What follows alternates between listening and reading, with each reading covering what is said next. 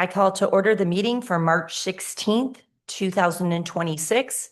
If everyone would please rise for a moment of silence and the Pledge of Allegiance.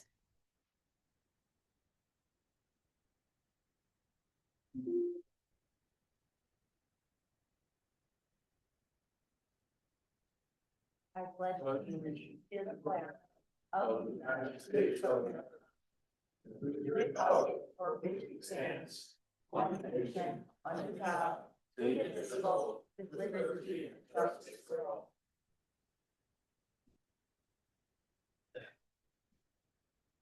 Roll call, please. Mayor Heath, Present. Commissioner Roberts, Present. Commissioner Zeik, Present. Commissioner Banky, Present. Commissioner Moore, Present. Commissioner Schwartz, Present. Commissioner Chesser. Present. All commission members present. May I get a motion to approve the agenda? So moved. Second. We have a motion from Commissioner Roberts with a second from Commissioner Cheshire. Roll call, please. Commissioner Roberts, Yes. Commissioner Zeik, Yes. Commissioner Banky, Yes. Commissioner Moore, Yes. Commissioner Schwartz, Yes. Commissioner Chesser. Yes. Mayor Heath. Yes. Motion carried. It is now time for public comment regarding items on the agenda. Excuse me. We will start inside the city chambers first. When we have exhausted all public comment inside the chambers, we will then open it up to the Zoom participants. Once again, this is only for items on the agenda. And for the record, please state your name and place of residence, and you will have a 3-minute time limit, which you will see on the screen. We will begin inside the chambers now.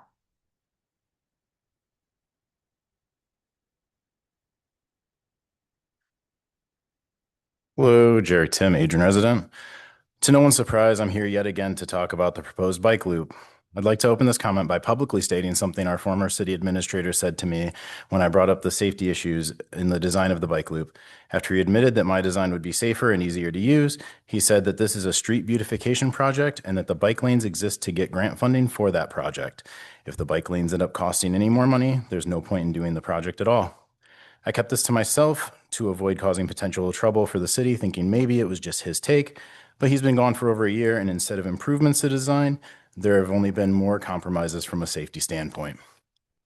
Since sharing data and design guidelines hasn't helped, I figured I would share the comments others have made upon seeing the proposed intersection design of Winter Street and Maumee Street. Quote, "The whole thing looks like a hot mess to navigate. I'd play it safe and use the pedestrian crosswalks. Hell, I sure don't understand it, and I'm a former bike messenger with a PhD. I don't even get how the concept of why someone would think this is a good design. What a mess, so much to go wrong. I would say stay in the traffic lane and obey traffic laws of the road for vehicles. I would never feel safe in these setups, or safer in these setups than I do just riding in auto traffic. Bidirectional bike lanes have some inherent dangers. They create bicycle movements that drivers just don't expect. Having bidirectional bike lanes on one side and two separate unidirectional bike lanes on the opposite just makes no sense. Makes me think they hired a new traffic engineer midway through the project. Wow, yeah, pretty confusing. I'd rather have nothing than this. Wow, this is awful. What on earth is this? That's extremely dangerous because cars aren't going to expect where people are coming from. By contrast, when sharing my design, there was one person that simply asked if it would work like a crosswalk for bikes, which is pretty accurate to how it would work. Before you vote, I need you to remember that the representative from Smith Group has every reason to defend their design and will say whatever they need to do it. I was told by Smith Group that MDOT would not approve traffic lanes narrower than 11 feet. Yet in the newest design, traffic lanes are only about 10.5 feet wide. No matter what they say, it does not follow the current guidelines. No matter what justification they may provide, cyclists will not know how to use it and drivers will not know what to expect when crossing it. No matter what excuse they come up with, it will only be a matter of time before someone is hit and killed. And no matter how they wave off concerns, people would rather ride on the street or avoid it by taking alternative routes altogether, which means the project has failed its stated goal. Voting yes means you value grant dollars more than the safety of our citizens. Thank you.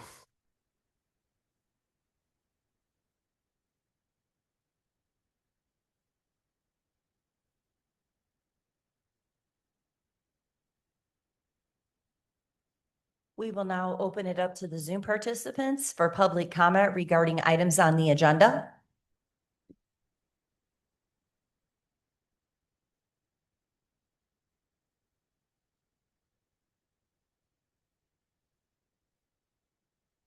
Hearing no public comment, I will now turn it over to Commissioner Mary Roberts for the Community Academy graduates.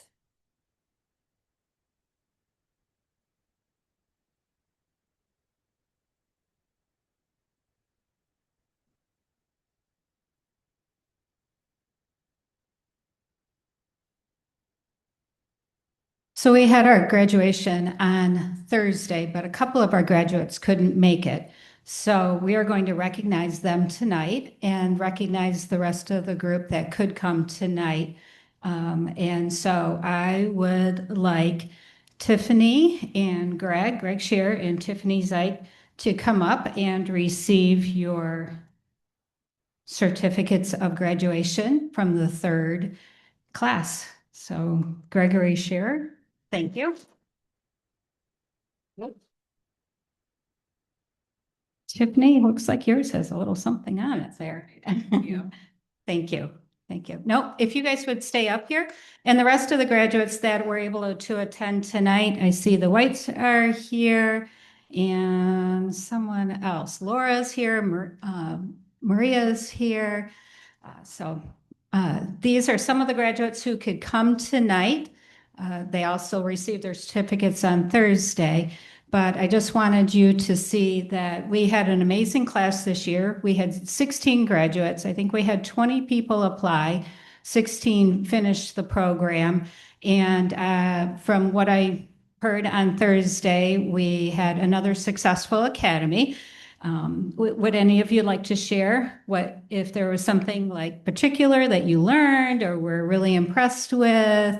I know some of you shared on Thursday, but if you'd like to share tonight. I'm Casey White, and I want to thank Mary and the city for putting this academy on. This was really enlightening. We learned something at every single class, and they were fun, and they kept our attention. And I definitely encourage everybody to come out and try this. So thank you again for hosting this. Anyone else would like to share? I'm Laura Burdick. I was very impressed with all the department heads, their knowledge, their enthusiasm. It's very obvious that these department heads love what they do, and I think the city of Adrian is very fortunate to have them. Haley? No, nothing? Betty? I think the academy was a very good idea. I thought I knew a lot about how the city worked, but it did further my knowledge. But I think what it does is it kind of shows that the city is working to be transparent about what's going on, and that's a good idea. So I like Casey, I encourage everybody to participate.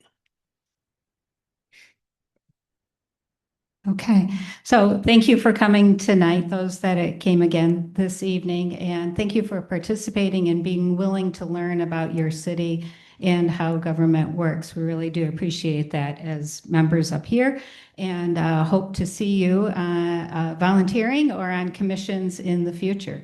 We really do. So thank you.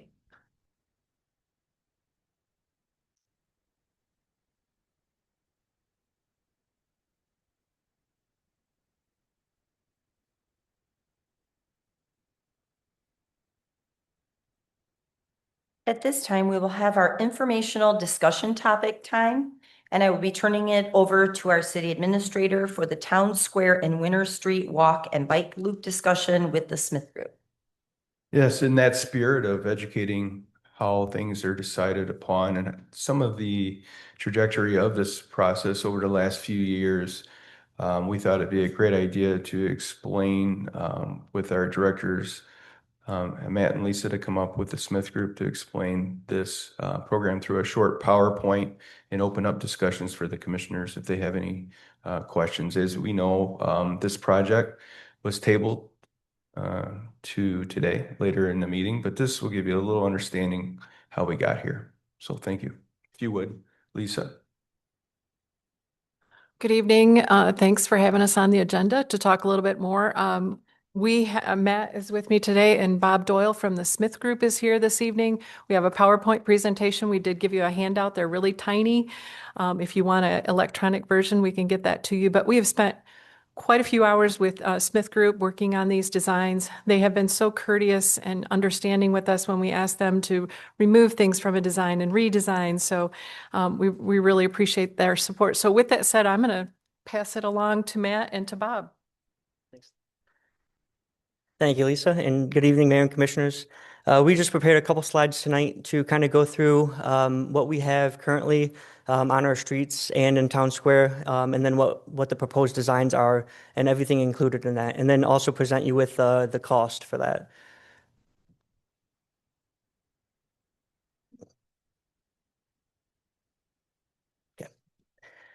So currently, Town Square, this is a picture from Winter Street looking towards Town Square. So you're looking towards Main Street. Right now, we're proposing to add green space, trees, some rain gardens, food truck parking in the Winter Street lot. This will be a direct cut through from Winter to Main. And we're also installing, as you can see there, some benches, some brick benches along the way as well. So everything you guys see in the pictures will be included in the cost. This is another view, standing in Town Square itself, looking towards, I'll say that red building at the end there is Grasshopper, just to give you a perspective. Again, some of the things we're adding, nothing from this view is different. This view is an aerial view, and I tried to get up kind of higher for you guys to kind of give you some perspective, but it's and beyond what we're adding in the other ones, this one also is adding some, you can see the restrooms in the back, which is a part of the shelter. And also on the far right of the screen is a dumpster enclosure. And I apologize, the pictures are a little small, but I wanted to show you guys what we have now and then present to you what is being proposed. Can you tell me where is the food truck parking in that picture? I'm just trying to picture. Do you see that box truck in the proposed picture right in the middle of the screen? That's so we're proposing 2 spots for food trucks, one on each side of the bump out there. Will that have electricity for them? It will have electricity, so we wouldn't have generators at that point, yes. This is another view standing on Main Street looking in towards Town Square. So as you can see on the left side there, it's just a grass lot where we just tore down those buildings. The dumpster enclosure is straight back on the left side there. And then you can also see the shelter right in the middle of the screen. That shelter will have a storage room and the restrooms on the back side. And then festoon lighting is also included in this. And there's also 2 gas fire pits per the design right now. And I know there's been concern brought to us about the fire pits with safety. Do we need extra insurance? Are there any safety measures for those fire pits? So the safety, the fire pits right now are designed to be on timers, and so you see them a lot at hotels and other venues. You have to go hit the button, and they'll start for whatever time we'd like them to. Generally 20 minutes, and then they'd shut off, and they wouldn't be able to be put on after certain hours, and we would have complete control over that system. So if the fire pits only want to be on for 5 minutes or 20 minutes, that's the safety aspect of it. Obviously, no one's going to be on the site daily. If we run into issues, we can adjust the controls if necessary. Didn't we also discuss that the switches would be up high so children would not be able to? Sure. Yeah, we have flexibility on where we can place the controls. So if the concern is that children will continue to hit the button, we can place them a little higher than necessary. So to date, our current expenditures are about $318,000 for the design of this project. Our remaining expenditures are about almost 2.5 based off of the bid prices. We have changed a lot of the aspects of this project, so the bid might change drastically as well. But total cost would be about 2.8 million, and the remaining expenditures would all be coming from the enhancement grant. We had a subcommittee meeting with the group on Thursday, And Lenawee now has assured us that there is money in the budget for this project. To clarify too, I think it'd be important. This is funded from the enhancement grant. This is 100% funded from the enhancement grant, yes. No city funding. I have a question on Winter Street. That lot where the buildings were torn down, is that going to be developed too, that land? And then also the wall. I know you mentioned the city doesn't own that, but I get a lot of questions when that's going to be repaired. And is that something that the city could purchase if they wanted to, if the owners don't want to repair that wall? Sure. So right now, as you can see in the picture up here, the plan, well, Town Square funding does not pay for that wall. That wall is privately owned currently. I think community development is working with the owners currently to try and fix that wall. Until then, there's nothing in place to fix it. But of course, we're going to work with the property owners to ensure it looks good in the end. Obviously, we don't want to spend $2.8 million on this project and have that eyesore up there. So community development is working with them currently, and hopefully in the end, we can work with them and provide some funding maybe. Okay, well, go ahead. The two buildings that were torn down due to the fire, Mhm. their lots, have we acquired those? We do not own those That's currently. what I didn't think so. They are still privately owned. So in that second picture there, it's just showing grass. That's correct. So we own the Gene Christopher lot, what used to be the Gene Christopher lot. So where that grass is, right now it's proposed just to be grass. Okay. We were uncertain of what would happen with the lots where the buildings came down. So we put a pause on that design work and just focused mainly on the walkthrough for Winter Domain. Okay. Can you talk to us about the private parking lot that the owner does not want us to run utilities under? Where's that located? So that is along, I don't know if I have a good picture. I guess, so if you see up there on the, you can see the dumpster enclosure on the far right. The property, actually two parcels to the right of that is where there's a property owner that currently doesn't want any utilities underneath his property. We're working with the utility companies to try and get that resolved. So the outcome of that, obviously, we're talking here about timing issues and expediting things. So would part of them be underground and part above ground for that, or what's the plan? Yeah, so currently the original plan was to have all the overhead utilities out there. I don't know if there's a good picture of that either, but there's quite a few utility poles and telecommunication lines and power lines overhead. And our goal was to try to beautify the area and remove that and put everything underground. If we do not get approval from that property owner, we might have to work with consumers on a new design for running a single line over from a utility pole. We're still working with consumers on that. We are meeting with the property owners tomorrow to make sure that everyone else is good. So I think from discussions that we had, it was that Chad, correct me if I'm wrong, but we were going to meet with them, had discussions and hope for something like that. But the contingency plan was that it would be not aesthetically as beautiful, but we would be able to get power and those things inside that. yes, square yeah. For all things that we need. I think even if this hiccup doesn't go through, I think we'll still be able to get everything else underground except for one power line. When we met in the first enhancement grant meeting, kind of the consensus of the group was no fireplaces, but yet they continue to remain in the design. What's the focus on that? I guess I wasn't aware that was the consensus, but they are, the bid as it is per unit. So if the commission decides that they don't want fire pits, then all we have to do is yank them out of the bid, and we don't have fire pits. So that is allowable as well. I'm not sure that we had consensus either. I know it was discussed and I had a concern with it based on fire pits and the hazards and what could happen to people in there.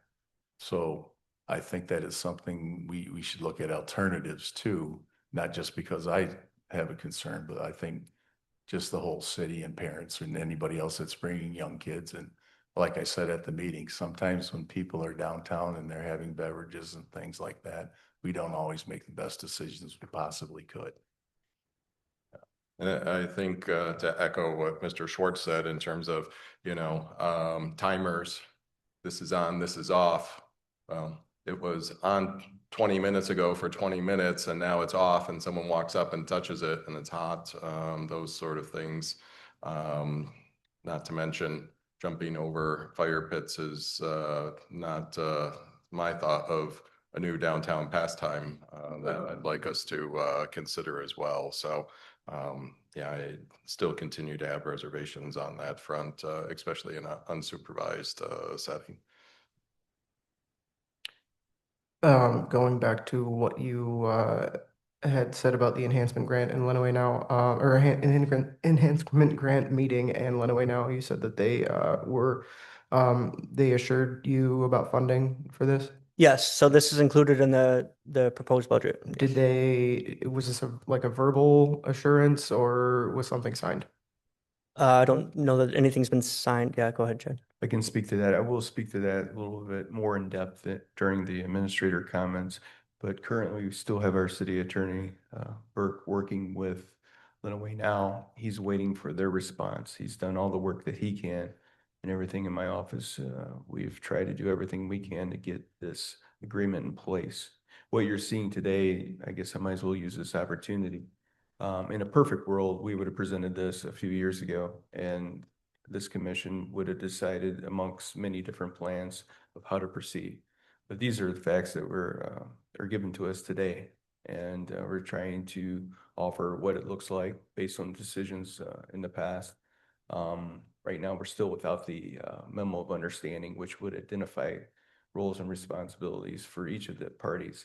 But Lenawee now has been very clear and shown so far that they pay for what they say they're going to pay for, and they have about half of this project, which is over $7 million. They've always paid for what they said they were going to pay for clarity.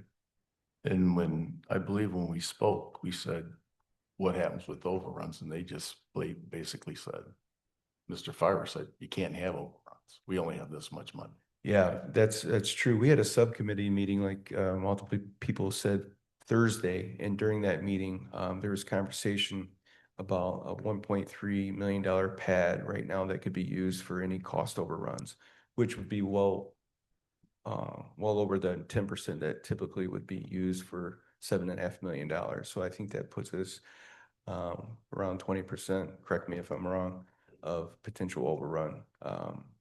So they had it scheduled in an area of the budget. I forgot what they used, but there was $1.3 million. They said that would be a cushion to manage potential overruns. My project history is you manage about 10% for overruns, and they've assured us that that money that they've placed to the side at 1.3 million could be used for that. Can we talk about the bike lanes? Yeah, that's next. No more questions on Town Square? Okay. So onto the downtown walk and bike loop. So what is being proposed is, so again, existing is on the left, proposed is on the right. This is Front Street in between the courthouse and the other county building there. And what we're proposing is a street diet. Right now, there's a lot of unused asphalt and some hashing. We're proposing to downsize that street and add parking lanes, provide some parking for the county and downtown, but also add some rain gardens in there for beautification. One of the major parts of this is adding a mid-block crossing there, and we are proposing that it would be a raised crosswalk, just for safety purposes. So this isn't necessarily part of the walk and bike loop, but it is part of that project as part of I'll say safety reasons. We are also working with the state on this to try and get this intersection a little smaller so we don't have a whole lot of truck traffic through here as well. Moving along is on Winter Street. So this is the majority of the bike loop. This will connect from Maple to Maumee. It is, as you can see on the left, on the right picture on the left side is the bike lanes. They're adjoined. I believe it's a 10-foot, it's 10 foot wide, so 5 feet on each side. We are proposing to add street lights, street trees, and bring in the width of the roadway a little bit. Is that raised there between the bike Yeah. and the road? I'm trying to picture it. Yeah, sorry, there is a curbed median in the middle there to protect the bikers. How tall is that? 6 inches. 6 inches. Okay, thank you. Thanks, Bob. So this is the other parts of the bike loop, West Maumee from Winter to Quanish Trail, and then West Maple from Winter to Quanish Trail as well. And then what we're looking to do is to add, again, bike lanes adjoining, and then if you can see in the middle of the picture there would be some delineators that would protect the bikers as they use the bike lane. It's just to bring attention to the area and create a separation from motorists.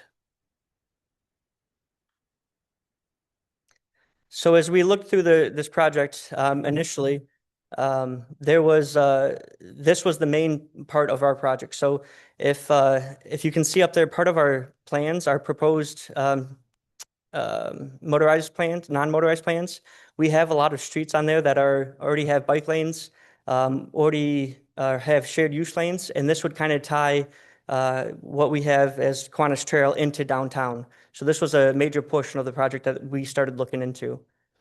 And then as we started working with the Smith Group, they showed us some different ways of bike lanes. So there's 3 sets here. There's on the left side, it's divided. Well, I'll say unidirectional. So you have bike lanes on both sides, similar to what we have in downtown now. The middle one is the same, but it has some protection in the middle with the painting. On the right side, we have what we're looking for as the bidirectional. And there down below is some of the uses for each type of lane.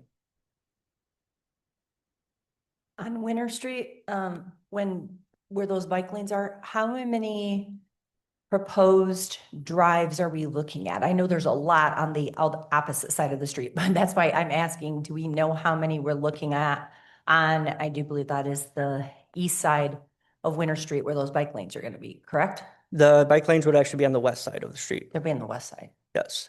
So there's a lot of parking. I mean, there's a lot. Are we taking out some of those inlets to those parking lots? That's why I'm asking you that. That's correct, yes. So so right now there's Huntington Bank entrance, there's a Citizens Gas entrance, and then the city owns that whole lot where the Daily Telegram was. I think the plan was to put one drive approach back in and continue to work to eliminate as many drive approaches as possible. If you don't need a drive approach, let's not take it out of hand. So the plan was to eliminate some of those drive approaches on the west side of the street. During the process, I'm just curious, I know when the Michigan Department of Transportation, they'll do a count on traffic. Have you ever done a count on bicycles in Adrian? No, I have not done a count on bicycles in Adrian. I don't. Do you anticipate traffic caused by bicycles in Adrian? I guess I don't know how it would affect it. I've kind of been told if you build it, they will come. So right now, I think I see a couple bicyclists every now and then, but hopefully we're trying to just build the infrastructure so we can advocate for more bicyclists. So as Smith Group continued to work through this project, some of the constraints we have to worry about are the right-of-ways. So we own various amount of right-of-way space on these streets here. And one of the constraints we had was only having 62 feet along Winter Street there. So that kind of created some design constraints for their aspect. But the constraints that they've dealt with, they believe that this is the more feasible and allow for limited but acceptable sidewalk widths. After all the design was done, we went to MDOT and spoke with them about this design. Well, we worked with them well in advance of that too, but I just saw it and in my purse. I was looking for gum, and I was like, right now. they have approved the design, and they actually said that this is the design that they recommend as well. One of the reasons for that was, oh, I lost control, Michelle.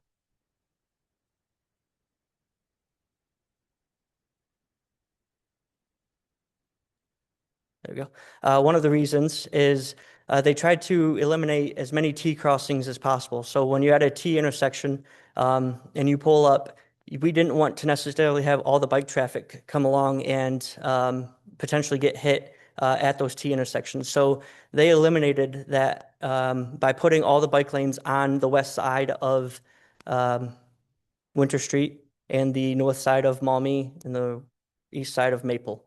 So they eliminated those potential conflicts that we'd have at all those T intersections. If we had unilateral bike lanes, we would have at least 4 more conflicts at that point. So to date, we've spent about $690,000 on design. The enhancement grant would be able to fund the 1.79 left, and then the TAP grant is about 3.3 million, and total cost would be about 5.7 million. And that would be the total cost to make this project happen, as I just presented to you. And then This project that yes, the bike loop with Winter Street, you take this as a crucial element to develop the apartments or the land that we're acquiring on Winter Street? I think this is crucial for downtown, not just Winter Street development. I think, again, if we can connect our downtown via bike lanes, I think that just brings in more people. I think it would also be more visually friendly. We're adding street posts, we're adding tree boxes, we're adding walkable sidewalks, eliminating some of the drive approaches. So I think all in all, this project would be good for all of downtown and the community. I think it would really make our land there that we now own more appealing to a developer.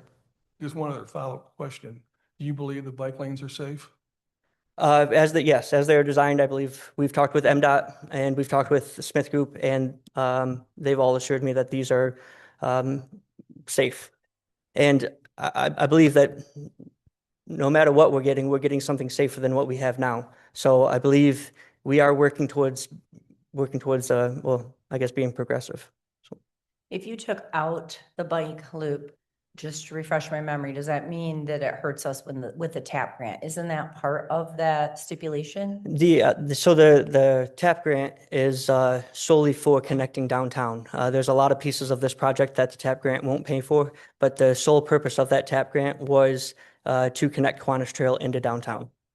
So if we don't go through with this project, then we will lose that $5 million from MDOT. When you presented today, you showed on Winter Street, there was the raised divider between bikes and car traffic. So that continued to stay in place. That was not cut from the budget? On Winter Street, it was not. Okay. It was proposed at one point to have that raised median along Maple and Maumee. But when we had to cut cost, we had to eliminate those sections of raised curb. So we added the delineators instead. Okay. So I was happy that that was at least continued to be added or remained in winter, because I misunderstood that piece. What was the rationale for winter and keeping it there? Is there more truck traffic? Is there increased speed there compared to Maple and Maumee as to why you shifted those to the plastic delineators instead of having so I guess my question is, why didn't you keep Maple and Maumee raised and take away Winter Streets? Sure. So, just to know. Yeah, go ahead, Bob. Most of that is because there's more limited space to have a buffer. So because of the constraints of the right of way being 62 feet, which is an odd number, the streets are usually 60 or 66. If we had 66, you'd have a lot more flexibility, but with 62, it's a narrower buffer, and if it's not raised, it's not going to create the perception of safety. And Maple's a little bit wider, and then on Maumee, we have considerable more width. So the idea is that this trail, if you will, is going to appeal to all ages and abilities. And with the traffic count that is on Winter Street and in Maple, it's a little less on Maumee, but the recommendations from the national organizations that advocate for these things is that they be a protected bikeway rather than simply buffered. Mhm. So buffered is everything is flush. So what we're talking about doing on Maple and Maumee is that at the intersections, we would have a raised curb area so that as the bicyclists get to the intersection, they're more protected and they're corralled in, if you will. Their behavior is corralled in a little bit. And then as you get further away from the intersection, then we would just have the posts within a striped buffer. And just to jog my memory, was that on that protected bike lane? Is that on the north side, or is it on the Armory side of the side?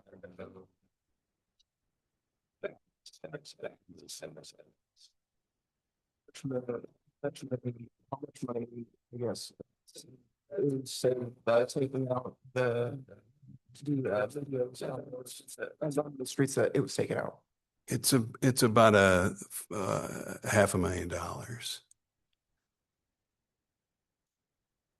Are you using, because through our meetings and things like that, we've talked about the specifications and the safety measurements, are you using current day, current time specifications acted as recommended? Yes, absolutely. Our firm is doing urban bike trails like this all over the country, from St. Louis to Detroit to Pittsburgh. And this is based on current standards that are accepted by the Federal Highway Group, MDOT, and NACTO, which is the traffic administrators organization. And when we started out looking at the different alternatives for these streets, because we don't advocate bi-directional two-way paths everywhere. It's not this panacea we're spreading across the Midwest. It's one of the tools we have in our toolkit. And when we started looking at this, there are a number of reasons that we were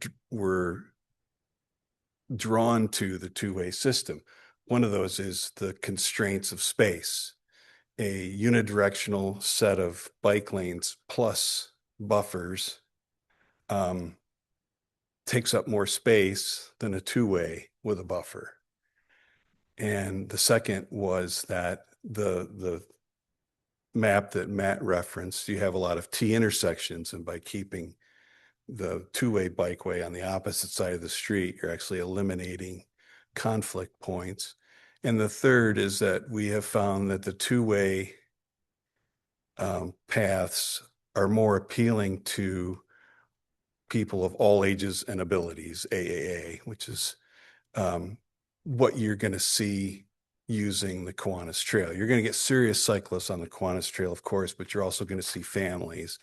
And it's more comfortable if you're riding with a family to be in a protected lane where you have a little bit more room to keep an eye on the kids as they're going in front of you or next to you. So it's more attractive to a less skilled rider, if you will, and safer. One of the things Mr. Tim has said was in relation to best practices, that there's multiple versions and that the previous version was cited rather than version 3, which is the most up to date. Are we using the most up to date one, or I guess we're hearing different information from different people in terms of is it the most current version or is it a current version with the standards here? Well, this is using the current version of the standards. Okay.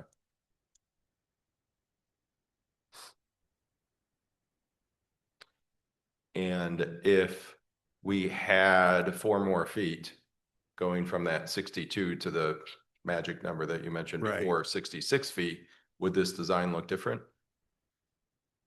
I think it would be feasible to do the two-way or unidirectional bike paths, but I'm still not sure that that would be what we would recommend given the other considerations of who you're appealing to as a rider and the T intersections and the fact that people are essentially coming up off of the Kiwanis Trail.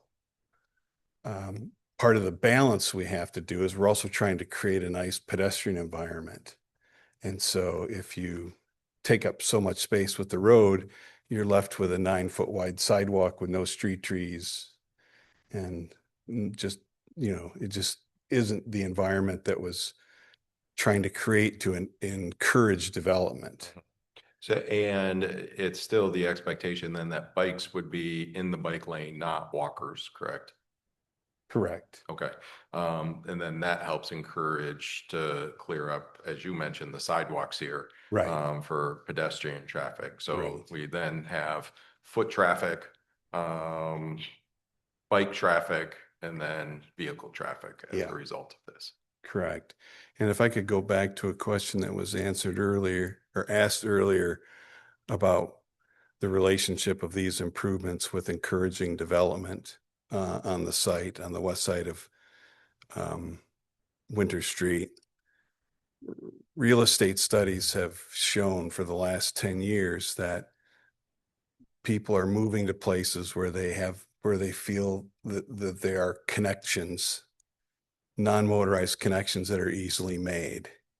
It's so in many ways, what you're doing with creating a bike path is not simply something that makes you feel good. It's actually a market-driven decision that attracts people to your community. And I think we all know that with Kiwanis Trail being so tremendously successful as a, I can almost guarantee you any realtor is going to have that in their selling points, 2 blocks from the Kiwanis Trail, right? Sorry to digress.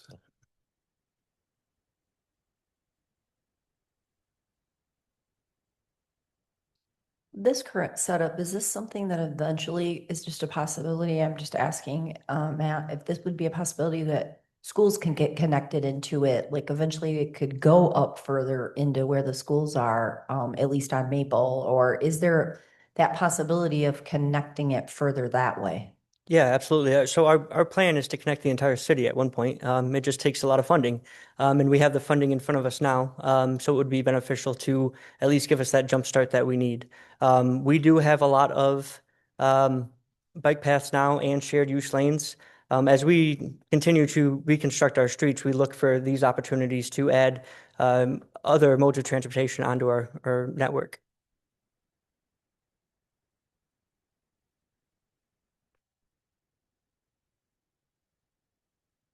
I don't know if this is the time to say it, but I would just feel way more comfortable if that buffer was on the entire path that this is proposed, whether it be $500,000 or not. Could we extend the enhancement grant to make that payment? I just think that if anything, we shouldn't digress on our safety when that's the whole point of this. So that's just my thought on it. I don't have another question. If we were to change this, how long would it, I mean, the enhancement grant has to be spent by December 31st. Correct, yes. And so maybe this is for the Smith Group or the redesign. How long would that take? Would it extend it, or could we get it still done by the December 31st deadline?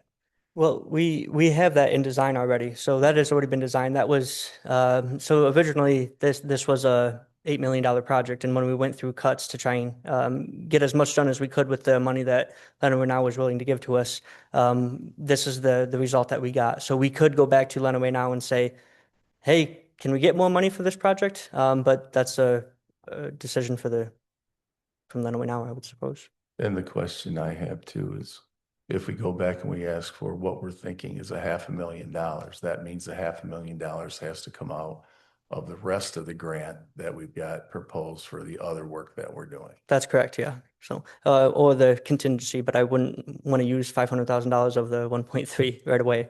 I will say that I think when Bob mentioned, and you can correct me if I'm wrong, Bob, but that 500,000 was to replace the medians in there. So there was additional work planned for that street as well, for both sides of the street, Maple and Maumee.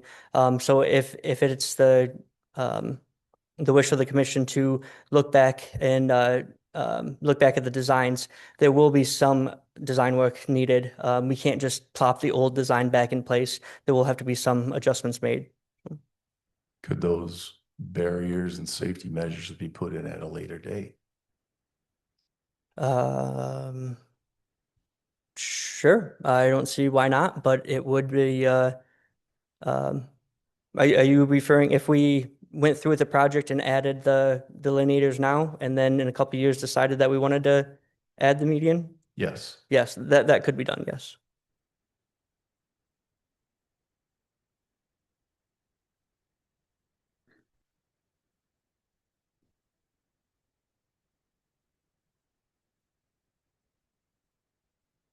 Thank you for your time.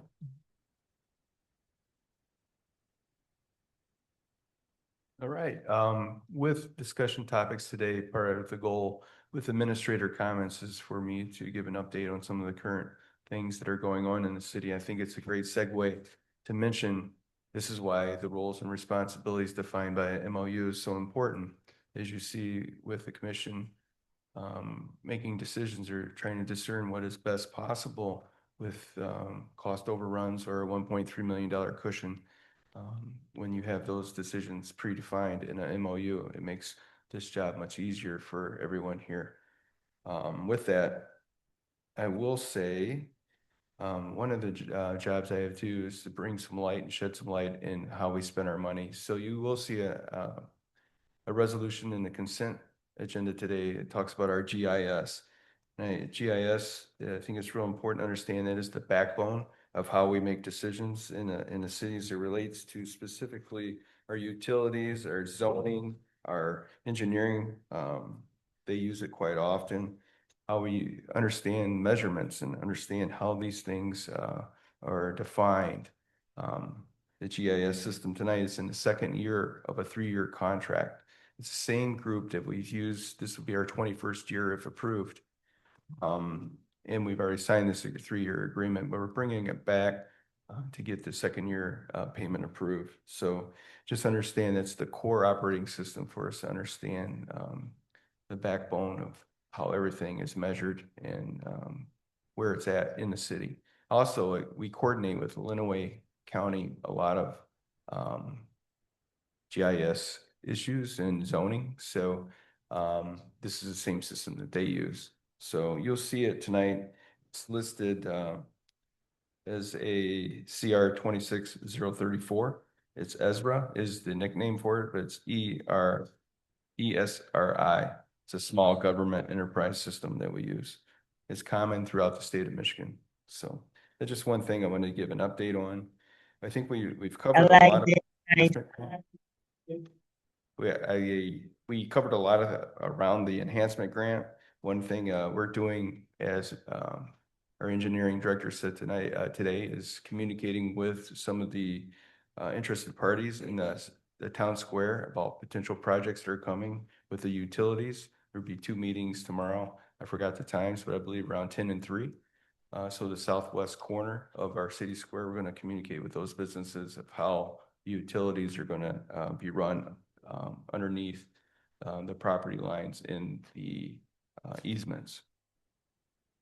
Another thing that's coming up, I think it's important, we had a BRA meeting. It's a Brownfield Redevelopment Authority specific to the Big Speed property. The question is, when is this going to be redeveloped? The city entered into an agreement, and we're working with the developer to see where they're at. There's a final draw of $150,000 that we have not released to them yet because there's a few things that need to be done. We need a site plan that is yet to been approved by the city, so that will be reviewed in short order. Another thing is if anything materially changed with their planning around this, that needs to come back to the city commission, because what was sold to them originally, they need to see it again. So if there's anything that has changed, materially changed, it needs to come back before that release of the money. And any discussions with the commissioners on that? Okay. Another thing that's coming up, we have some hard conversations with the financial situation of the DDA. Wednesday morning, we're going to have a conversation about substantially moving a large part of their fund balance into their operating costs so they can cover the rest of the year. Those conversations are ongoing. We're inspecting their budget, and they are a unit of this city's government. So we'll continue to look at that. We appreciate the leadership, the chairs, the past chair, and we certainly appreciate those that have been watching that. But right now, we have to make sure that they can operate. And Wednesday, they're going to have to make some tough decisions about where their funding levels are at. Then from there, the city commission can make decisions. Moving forward, I expect good things.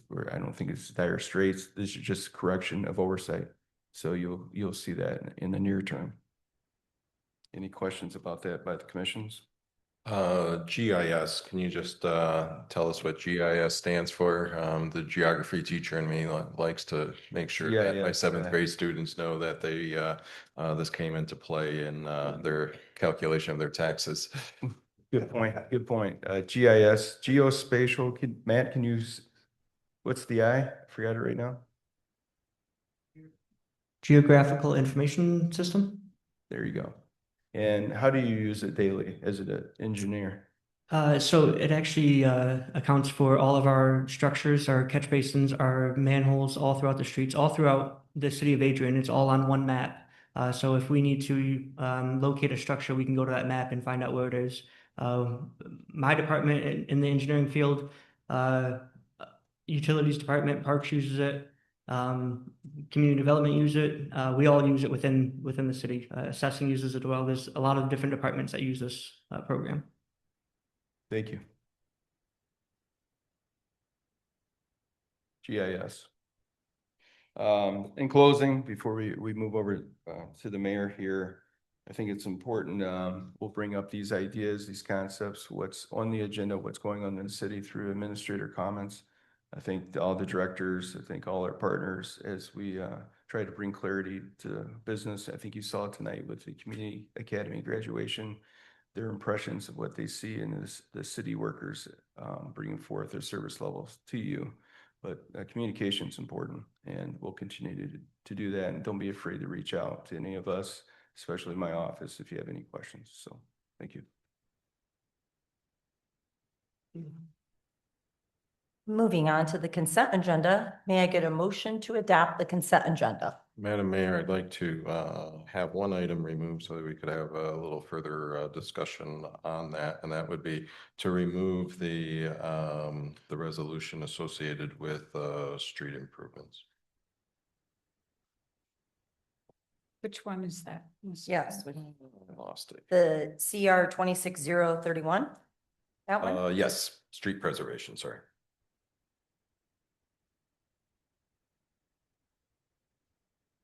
So may I get a motion to adopt the consent agenda with the amendment of removing CR 26-031 to the to the regular resolutions? So moved. Support. We have a motion from Commissioner Roberts with a second from Commissioner Cheshire. Roll call, please. Commissioner Zeik, Yes. Commissioner Banky, Yes. Commissioner Moore, Yes. Commissioner Schwartz, Yes. Commissioner Cheshire, Yes. Mayor Heath, Yes. Commissioner Roberts, Yes. motion carried. Moving on to resolutions, and I will be moving that one to the very end of the resolutions, just so you are aware that we just removed. Resolution R 26-024 is from Community Development. It is a resolution to support the Downtown Walk and Bike Loop project. May I get a motion to adopt the resolution? So moved. Second. Are there any commissioner comments or discussion on this? I would like to discuss this. Like we talked about during our last meeting, there still hasn't been a contract signed with Lenawee now, and since some of the funds would come from the enhancement grant, I still don't think we should release we should approve this resolution until we have something written written agreement between us and Lenawee now. Could I ask for an update from our attorney, please?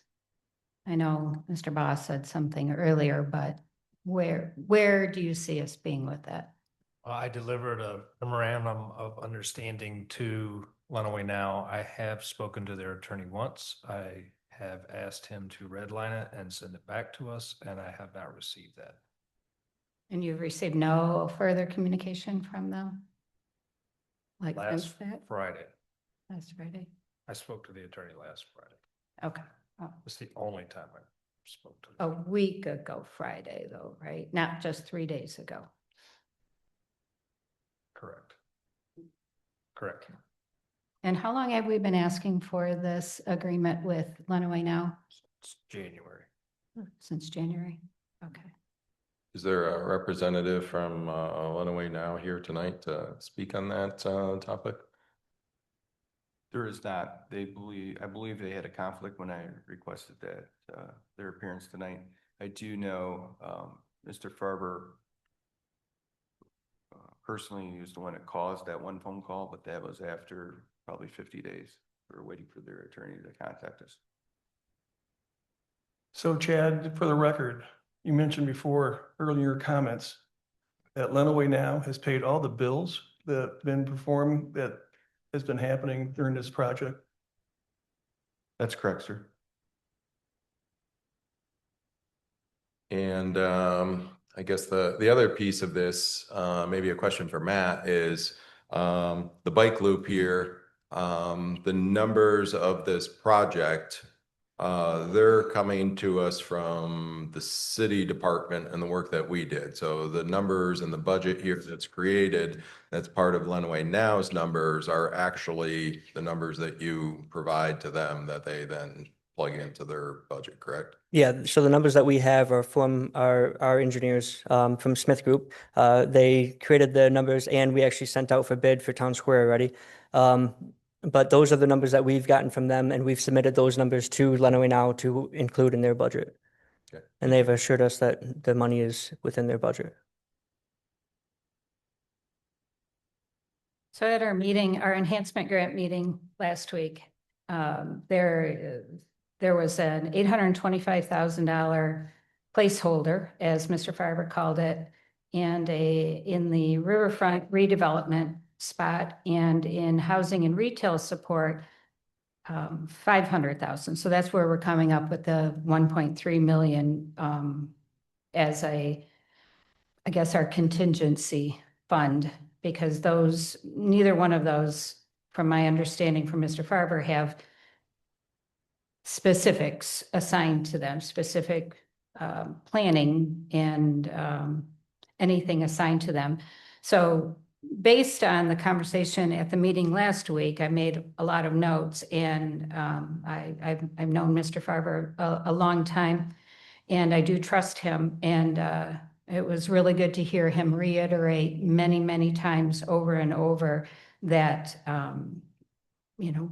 the money, if there is any overruns, can come out of those two areas. So we do have an extra $1.3 million not currently slated for anything. And that's been my biggest thing too. One, we don't have a real agreement.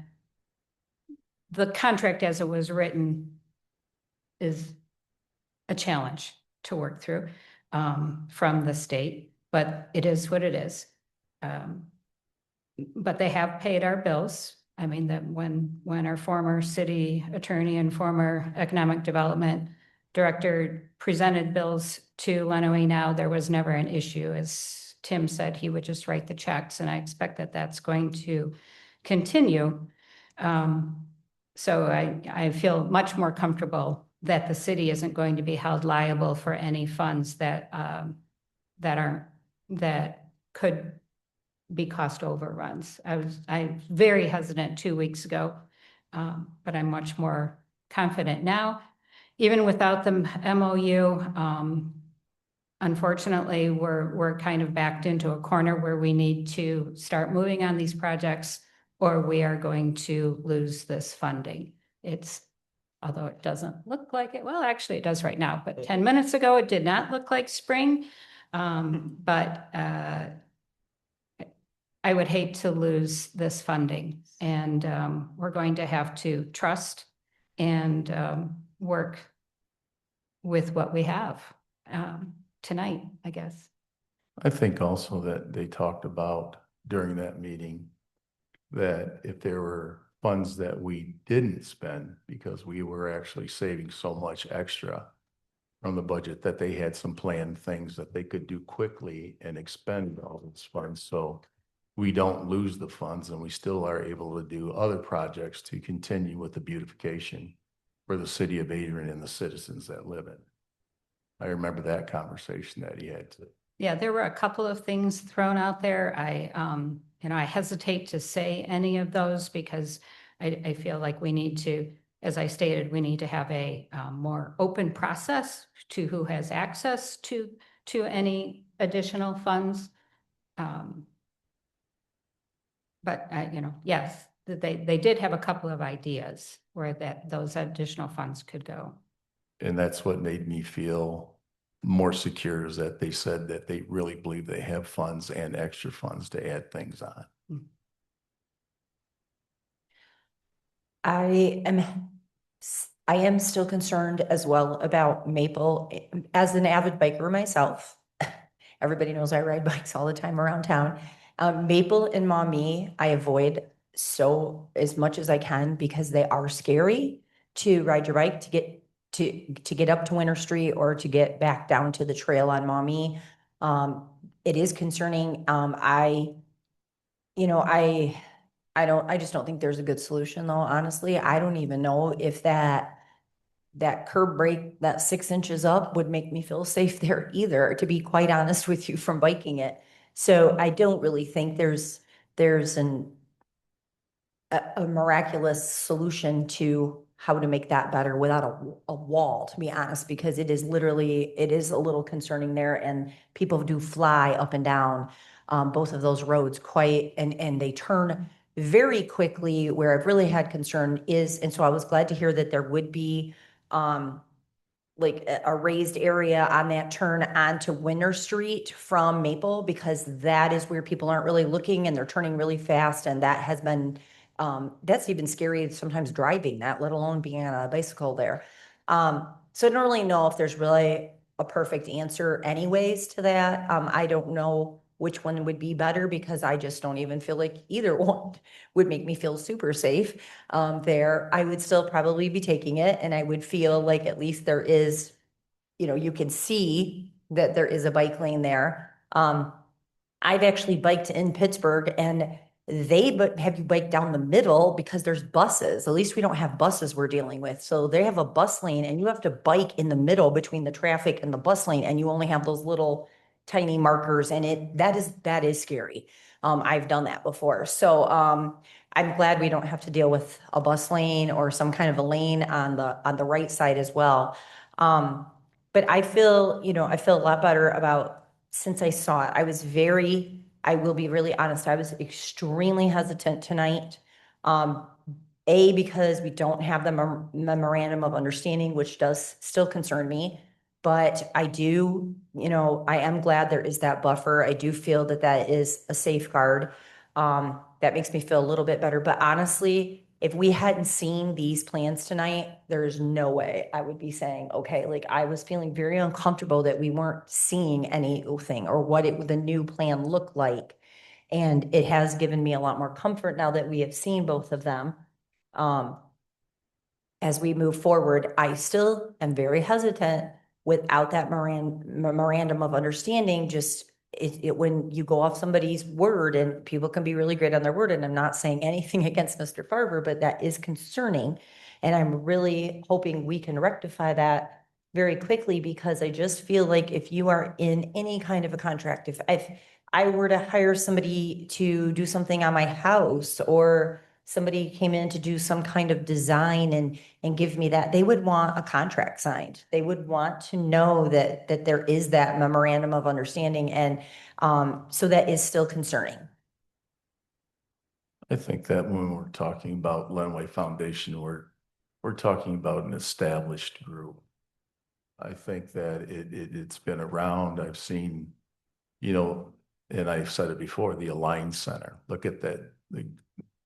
That they turned that into a beautiful facility on the east end of town, and they've had no problems. I don't know of any other issues that anybody's ever had with Lenawee now or the Community Foundation. So they do have a reputation of doing what they say they're going to do. Yes, I would like, as it was brought forth to us, the member of understanding, but I think that time is a crunch. We've gotten two separate opinions, one that it's not a safe environment, but then we've got one from the Michigan Department of Education, the Smith Group, and our city engineer that are saying these meet the most current regulations or safety hazards. And so while it's perplexing to me, because I don't want to put anybody in danger at any time, I just feel that if we have the chance to move forward, and once I heard that we could put other things in later as we see need fit, I feel more comfortable with that. The Michigan Department of Education, Mr. Commissioner Schwartz, can you explain their role in this? What are you talking about? You just referenced the Michigan Department of Education. Transportation. Okay, thank you. Yeah, Department of Education, they have their own issues. I guess one of my questions as well, without that memorandum of understanding, is what if this does end up costing a lot more? I don't want to see that fall back on, honestly, on us or on the taxpayers after we've said it definitely won't. I don't know. Things have really gone up. What if it eats into that 1.3 contingency and we're halfway through? We've maybe finished. We've maybe finished one of the projects and we're only partway through another project. So I guess that is one concern.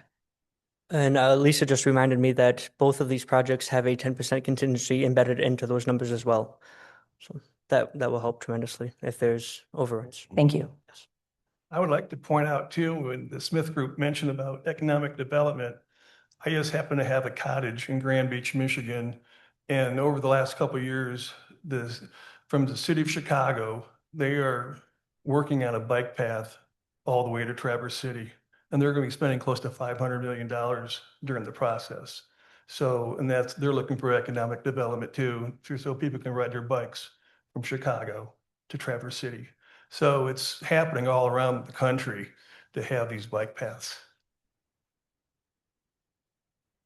So I was curious tonight, after I heard that there was still not an MOU signed.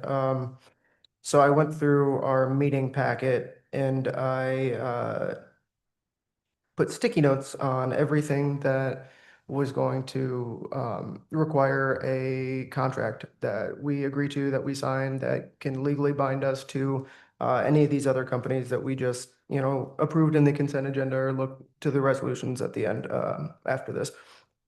So those are in the blue.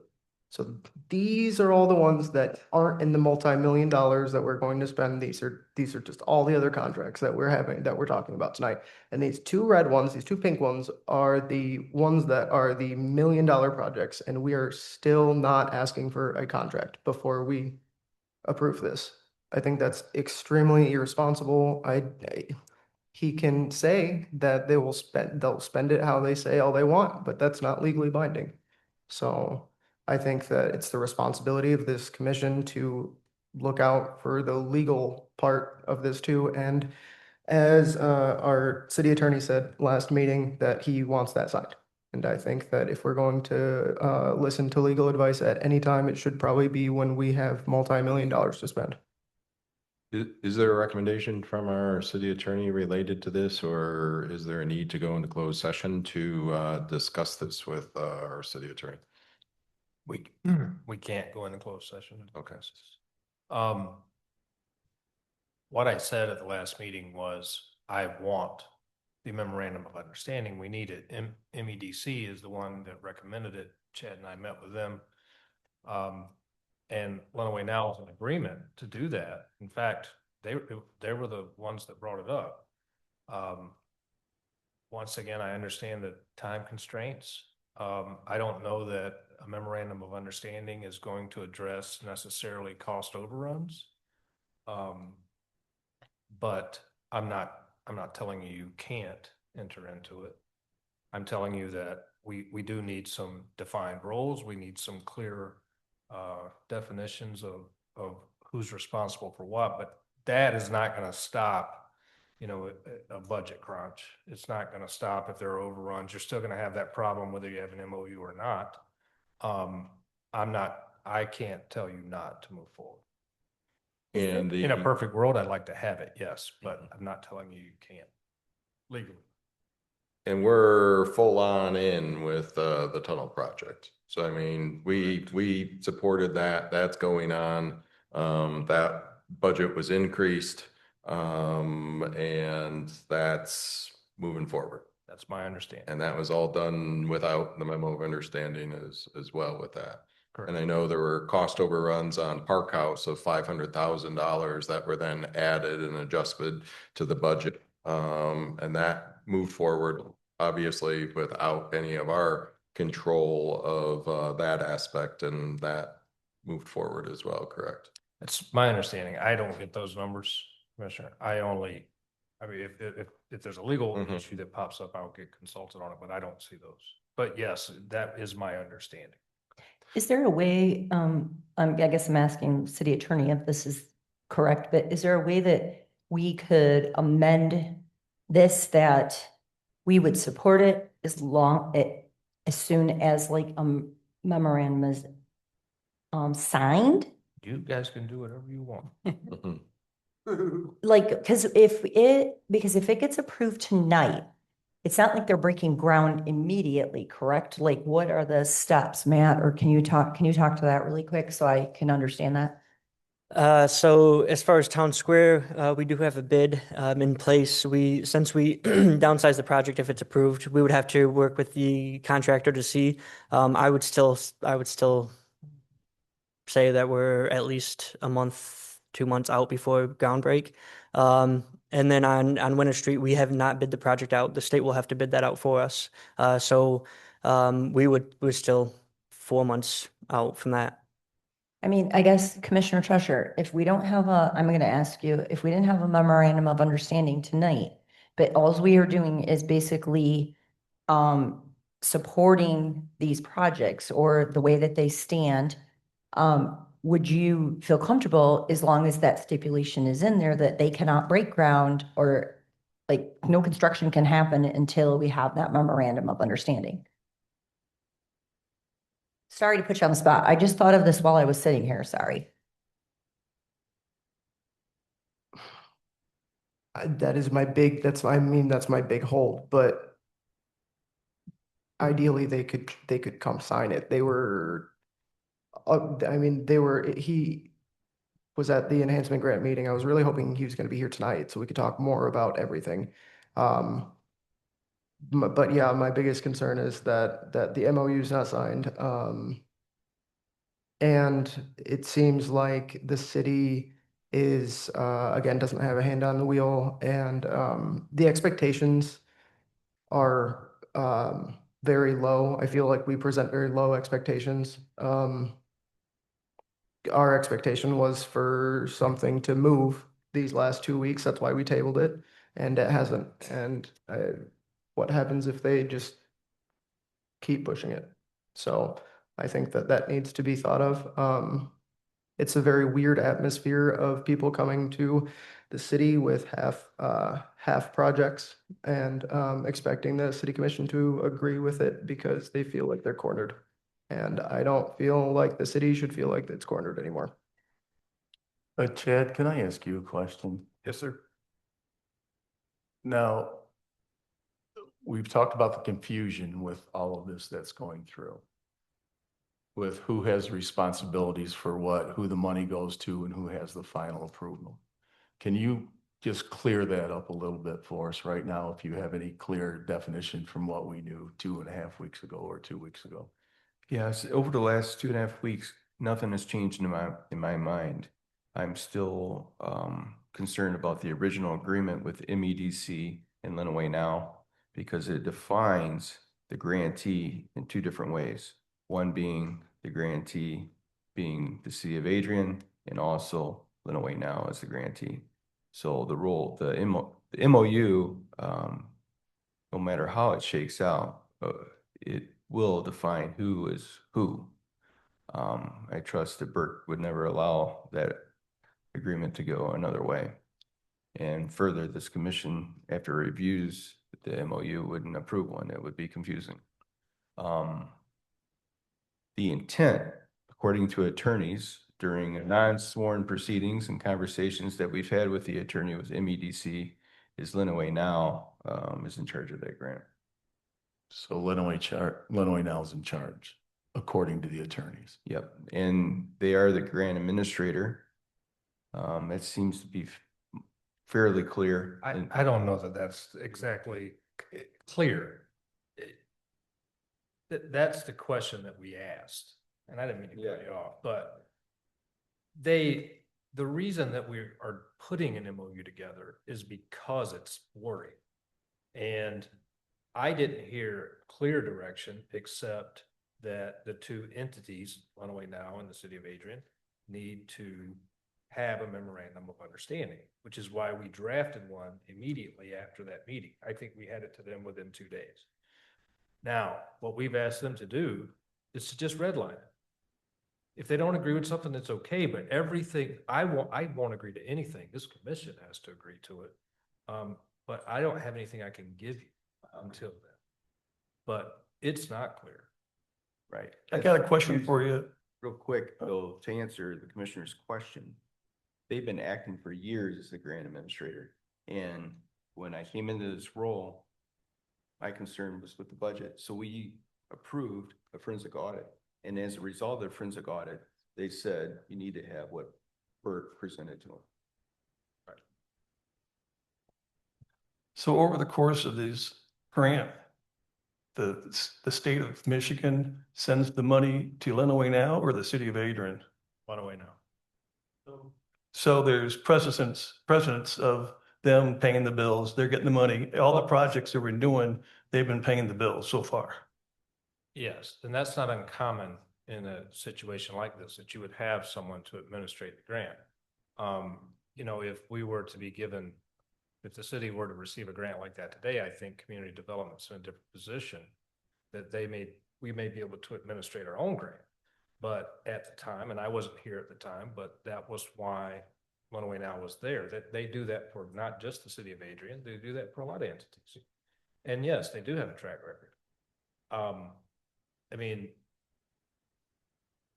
as an attorney giving you advice, I'm telling you that I'm following what MEDC said and what Lenawee Now agreed to.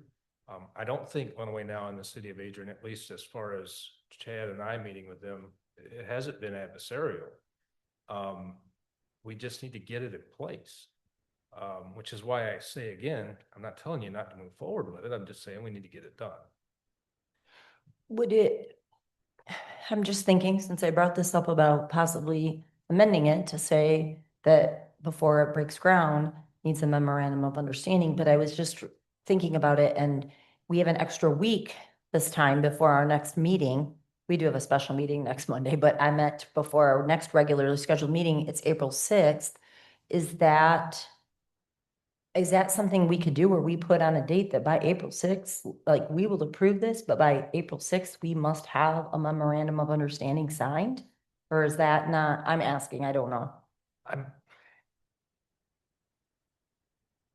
procedurally, sure, you can do that.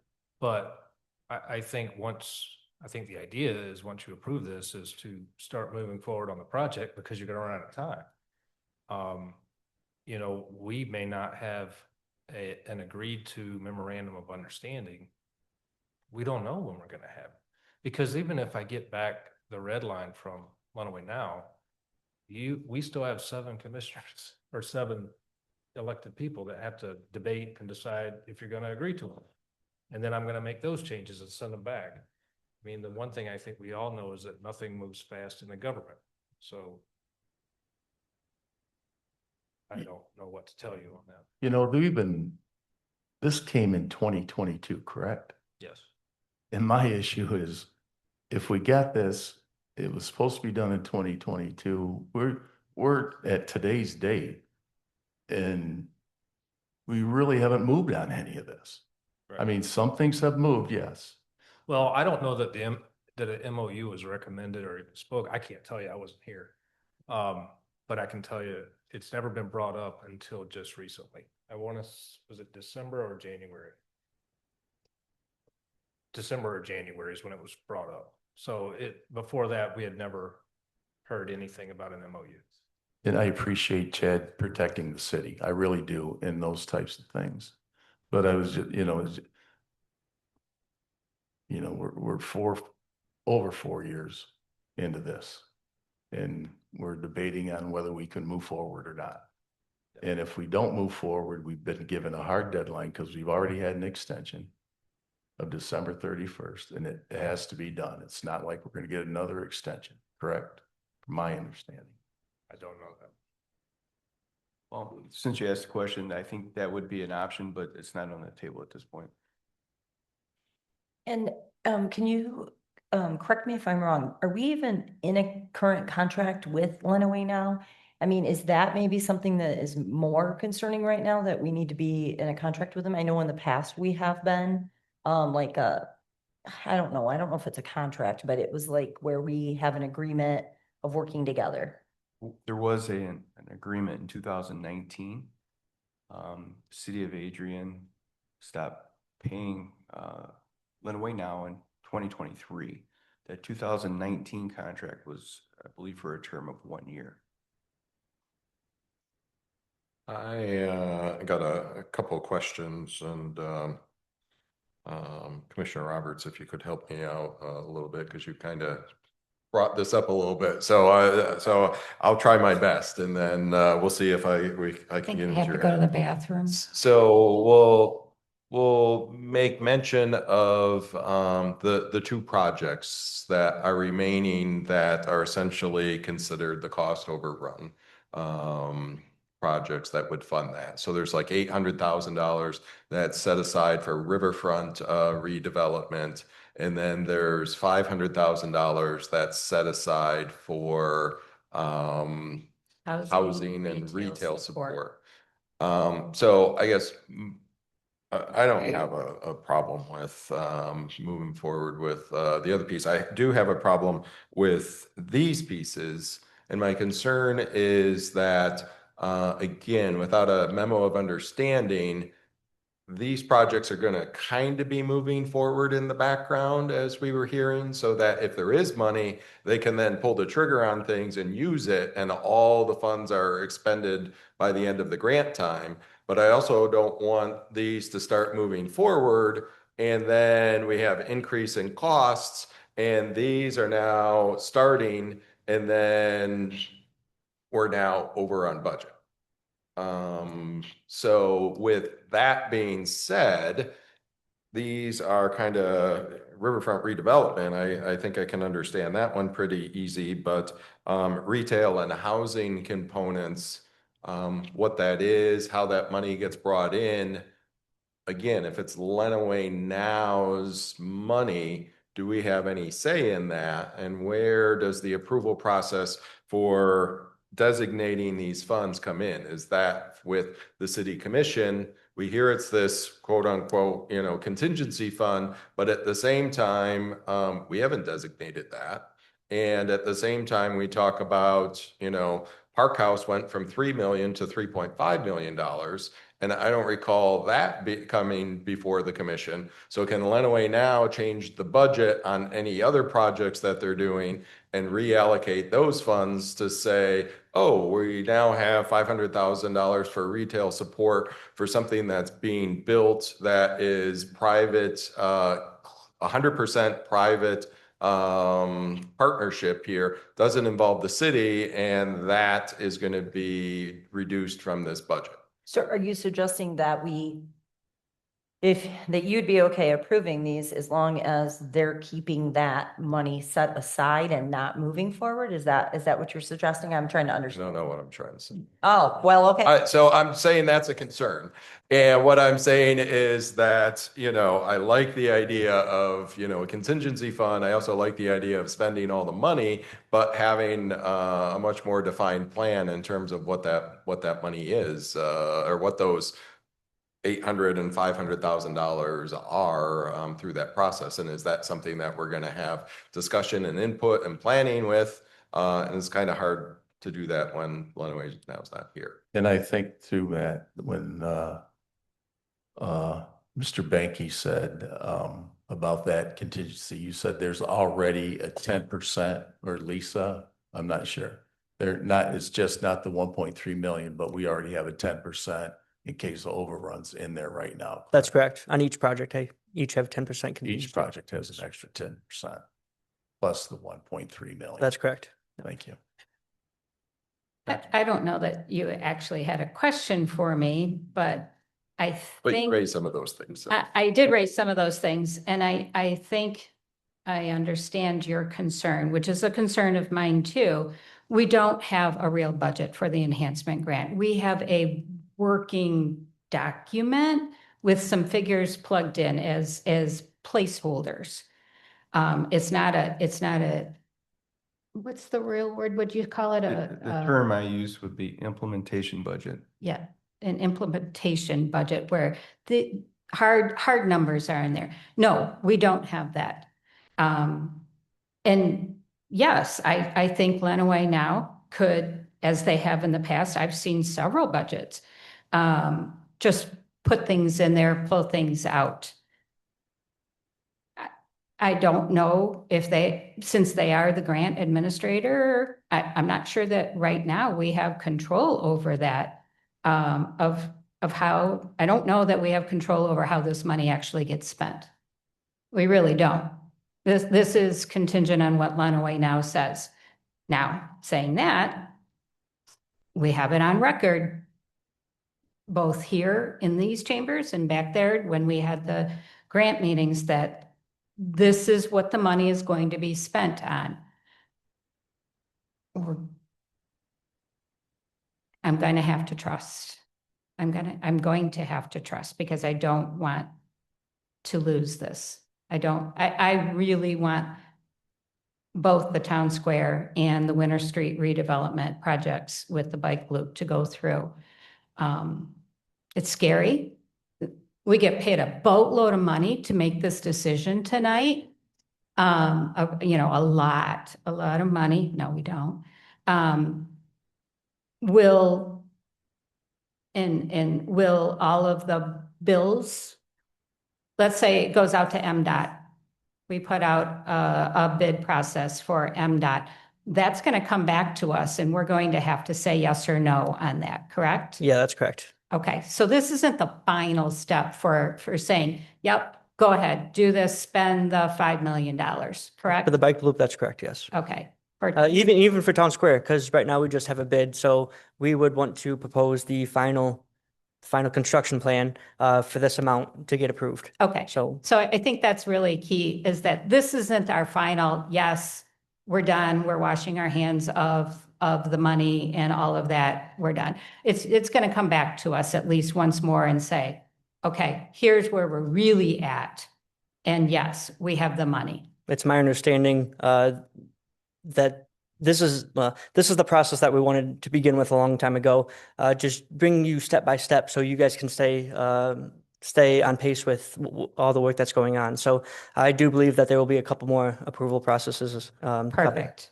Then let's move forward, in my opinion. That being said, do they have to come back for approval from us if we don't have an MOU in place, or can they just keep going? City-owned property. Okay. Yeah, they can't do anything. They, Lenawee now, can't do anything on our property without our permission. Isn't part of the town square project on private property? No, none of the town square is, but some of the utility relocation. They're replacing service for service. So Matt, the numbers you're using is a budget that the city of Adrian formatted for the bid process for these projects, right? Yes, that's Smith So Group. it's not Lenawee now. No, It's the city of Adrian working with the Smith Group, developing a budget for this project. That's correct. And, like I said before, if we hadn't had the presentation tonight, I was very, very hesitant and pretty set that I wasn't feeling comfortable with this without a memorandum of understanding. I was very concerned because we hadn't seen anything. And, this is why we have these discussions, and it's okay. I always say, I've always tried to tell people it's okay if we change our mind or we decide, oh, we've listened to, this is why we have these discussions and we have these talks. And, oh, I see your point. Maybe we just have to trust, but honestly, seeing actual design tonight helped a lot. I am still very hesitant without this memorandum of understanding, but they have shown to be, faithful when it comes to following through, and they've proven that. And, we've had a relationship with them for a long time. I still definitely want to see this memorandum of understanding happen no matter what. I really do. And I really think we need to continue and not just brush it under now, if this does pass. But, I think tonight's discussion has given me a different perspective, and just seeing that there is more progress that has happened than I realized was happening has made me feel a little bit better. I can't say that I feel 100% like, yay, because I'm still concerned without this memorandum of understanding. Pat, can I ask a question? Absolutely. For improving the safety of the bike lane, in the race things, and we talked about different reflectors and things like that, is there something like the ballards we could put in the street that could possibly, say we have the extra money, putting some of those poles along that line that could be used to protect the bikes? And I would think that would come out of the enhancement grant. I'm not sure.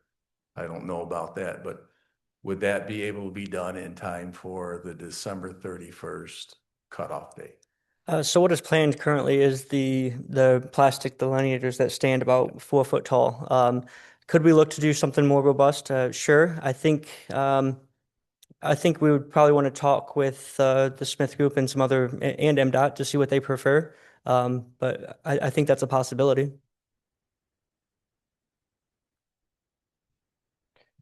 I will, I guess, just make my last comment here, that if we're striving for transparency, we should have a clear understanding of what we're doing. And without the MOU, we don't have that, so the city does not have transparency, and we can't sit up here saying we do. I have to agree. I'm uncomfortable right now with this decision, and I don't think that that's something that we should feel. I don't think we should feel like we're backed into a corner because we've waited so long to get things in order that we're forced to make a decision. And I don't like that. And I don't like that we have a lot of what ifs down the line and we don't have anything in place to protect our citizens and our taxpayer dollars in case there are what ifs that overflow I would like to see the memorandum approved before we move forward with this personally.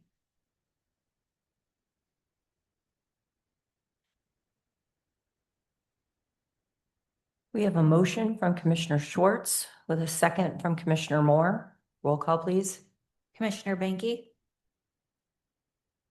Yes. Commissioner Moore, Yes. Commissioner Schwartz, Yes.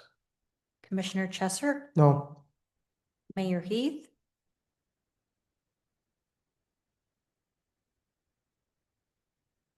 Yes, with a lot of reservation.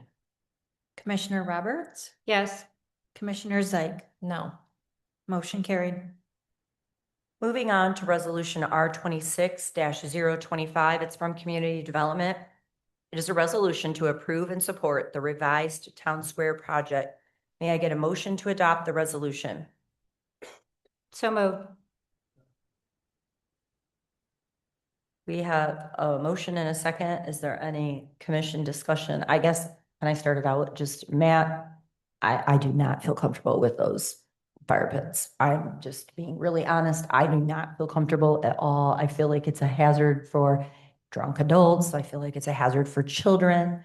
Maybe it's the educator in me. I'm very concerned about how hot it is, people putting their hands in. I know they have them in cool places like Traverse City and they have them all over the place and people don't seem to get hurt, but I just don't want to see us liable for somebody getting very hurt by it, and I'm very worried about it. Madam Mayor, I'd like to make an amendment to this and as a result of that, move forward with full support of the program with the removal of the fire pits. So I have a motion to adopt the resolution with the removal of the fire pits by Commissioner Banky. Do I have a second? Second.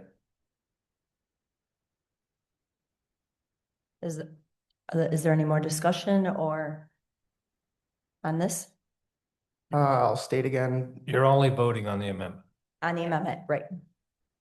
I'll say it again, this is to me very, very irresponsible. And when we walk out that door and everyone asks for clear-cut numbers and clear-cut instructions on what we're doing, none of us are going to be able to answer that. And it's weird to me that everybody's okay with that. I have to agree. I don't want to have to say, oh, I voted yes because I felt peer pressure to vote yes. I'm uncomfortable moving forward and I don't think that's how we should operate. I've been investing in the city of Adrian since 1984 as a private citizen. And sometimes you have to do things that may not be normal in the eyes of what people think. We have an MOU, but the work is continuing. We're doing projects to make Adrian a city a better place to live and work. And I would think with this fireplace, I would like to take some more information that can make it safer, because why are we dumbing down society? Because we're afraid that people might get hurt at the fireplace. If you travel around high-end places that have good quality of life, they have things like this. Do we want nice things in the city of Adrian? I think we should look at this stuff a little more, examine down the road. We can vote to deny it, but to get a quote and maybe make it safer, I think we should look at all options.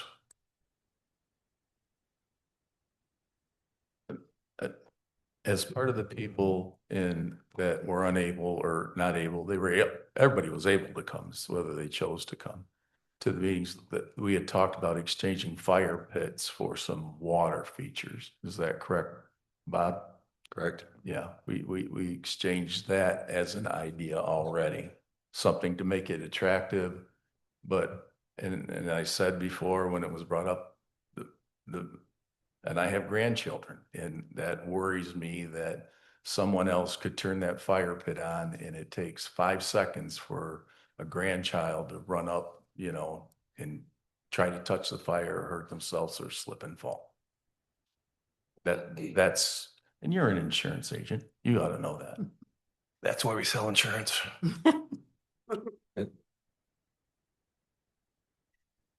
So we have a motion to adopt the resolution R 26 025 with the amendment to remove the fire pits. The motion is from Commissioner Binky with a second from Commissioner Schwartz. Roll call, please.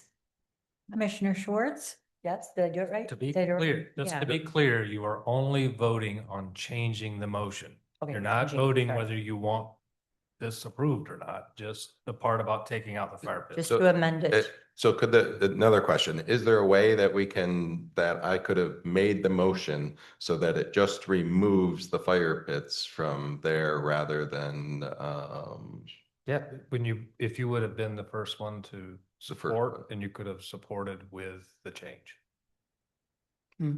So can I support it with the I change? just support. When I say support, I don't mean the second. I mean, saying that you're making the motion with that. So we're not voting to adopt the resolution. We are voting to amend this resolution to remove the fire pits. Correct. We But have a yeah, motion. I have a question on that because we're just getting bids for this right now. So we're just getting numbers. So if we decide not to do the fire pit after we get the numbers back, we can delete it at that point too, can't we? we've received the bids? That was my understanding, didn't we? Yes, we have received the bids for Town Square, but due to the severity of what's been cut already, we might have to go back out for bid. We have to talk with the contractor to see how they feel. Well, got a question for you. Are you looking at bids to look at water fountains too or something? Would that affect?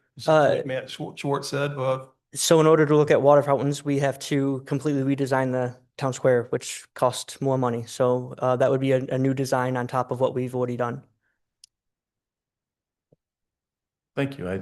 I was unclear about redesigning the whole project. I wouldn't say the whole project, but the water aspect of it, yes. Just run a little pipe from the river. Could it be something though, possibly like, this is a big arts community where it's just some artwork, like sculpture of some sort, Sure. metal sculpture? We can add sculptures anytime we purchase them. so Matt, you If think they just cost a lot of money. you think there'd be another vote on this then before the final plan? Yes, my understanding is we'll bring this back to you guys for another discussion. Okay, thank you. So to be clear, we are voting on the amendment for resolution R 26 025, just to remove the fire pits. I have a motion from Commissioner Banky with a second from Commissioner Schwartz. So after this, sorry. So after this, Then we'll have vote on the another resolution. Then we'll have another resolution too. Yes. Okay, Correct. gotcha. I have a motion from Commissioner Banky with a second from Commissioner Schwartz. Roll call, please. Commissioner Schwartz, Yes. Commissioner Cheshire, Yes.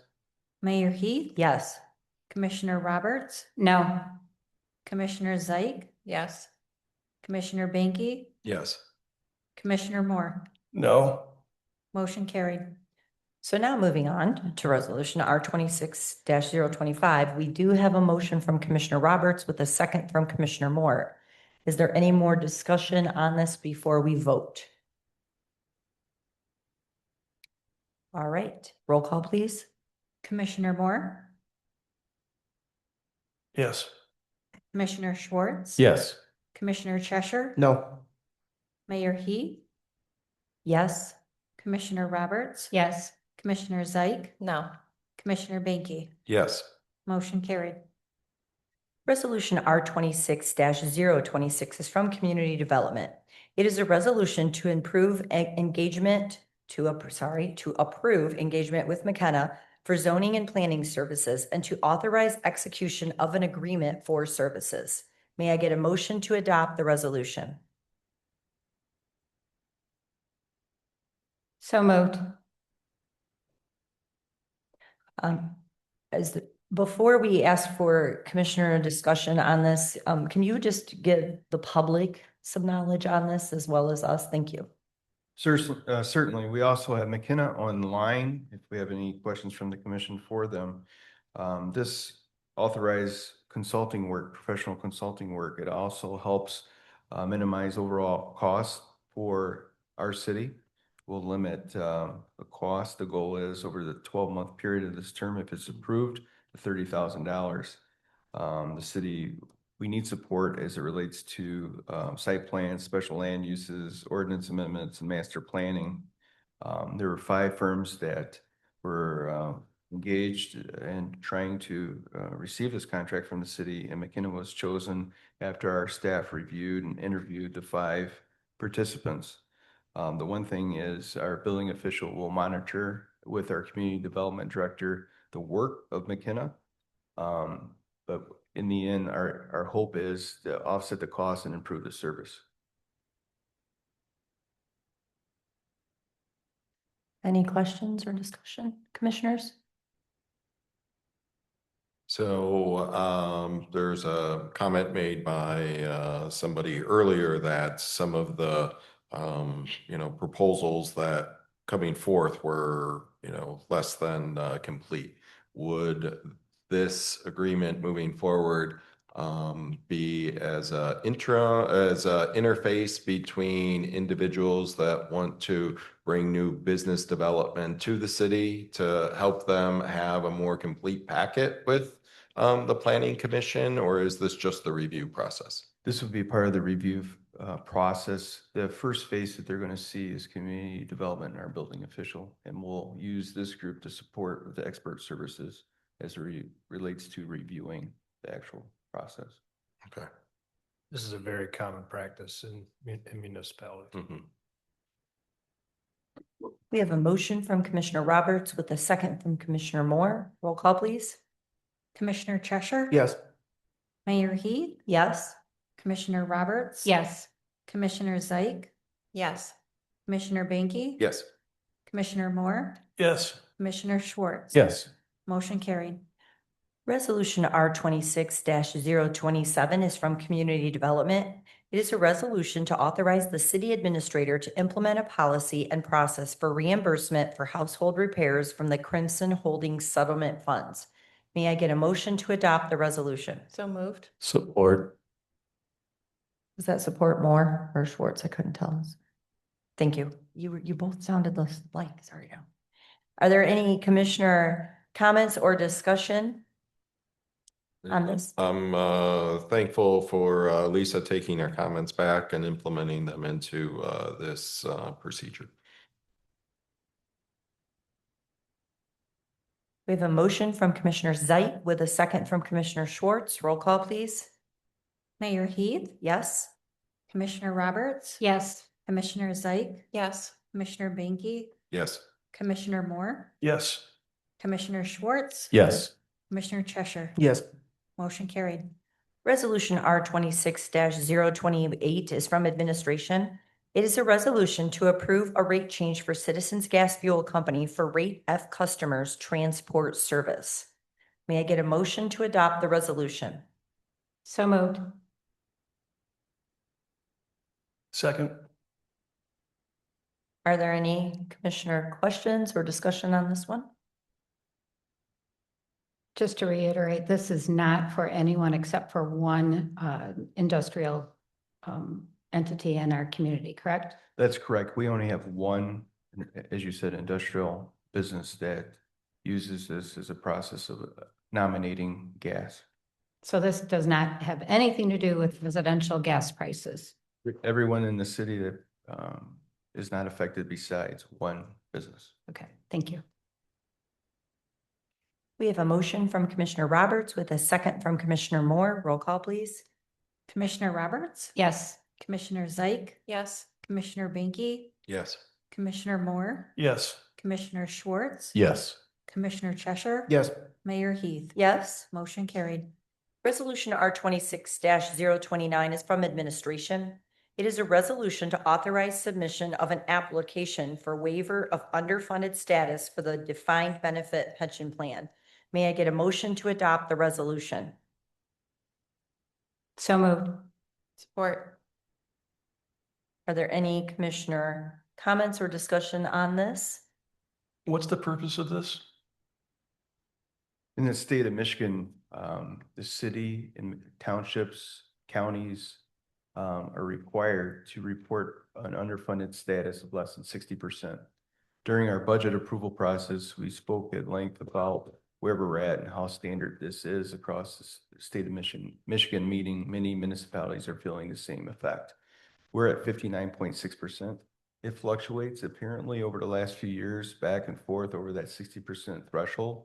What you're going to see, the way the position that the city is taking over the last, I believe it's almost a decade now, they've taken a position to help mitigate that by different plans, different retirement plans, and over time, we will increase slowly to a funding status probably over the next 20 years where we'll either be fully funded or close to. But right now, we're at that cusp where we haven't really broke over the top of the hill. So essentially, this just tells the state of Michigan, we know that we're underfunded. We know that we're under the 60% that is required, but we are working towards getting towards being over that 60% and getting funded. That's correct.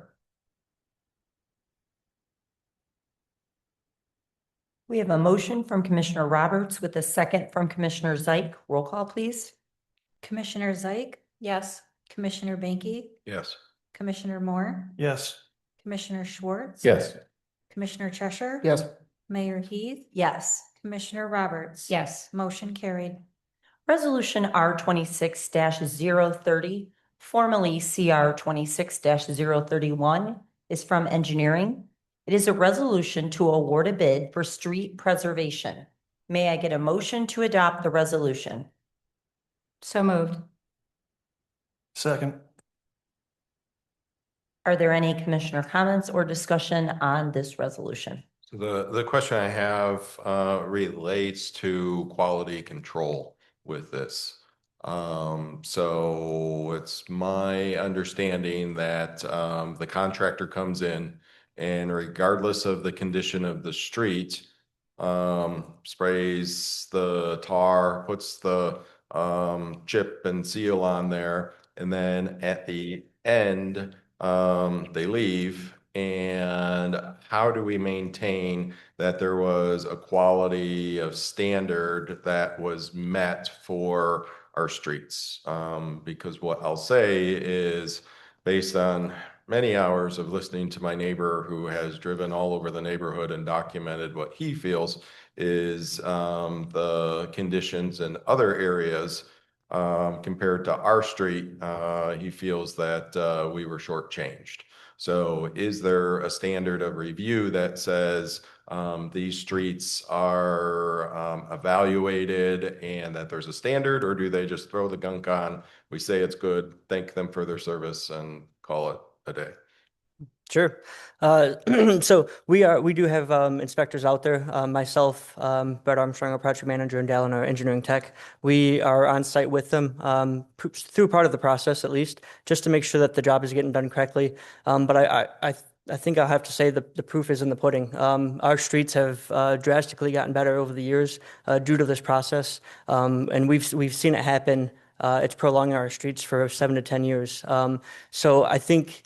I know that subdivision wasn't the best candidate for this job, but it's about trying to catch up and preserve what we can before they get too bad. So was it the right application?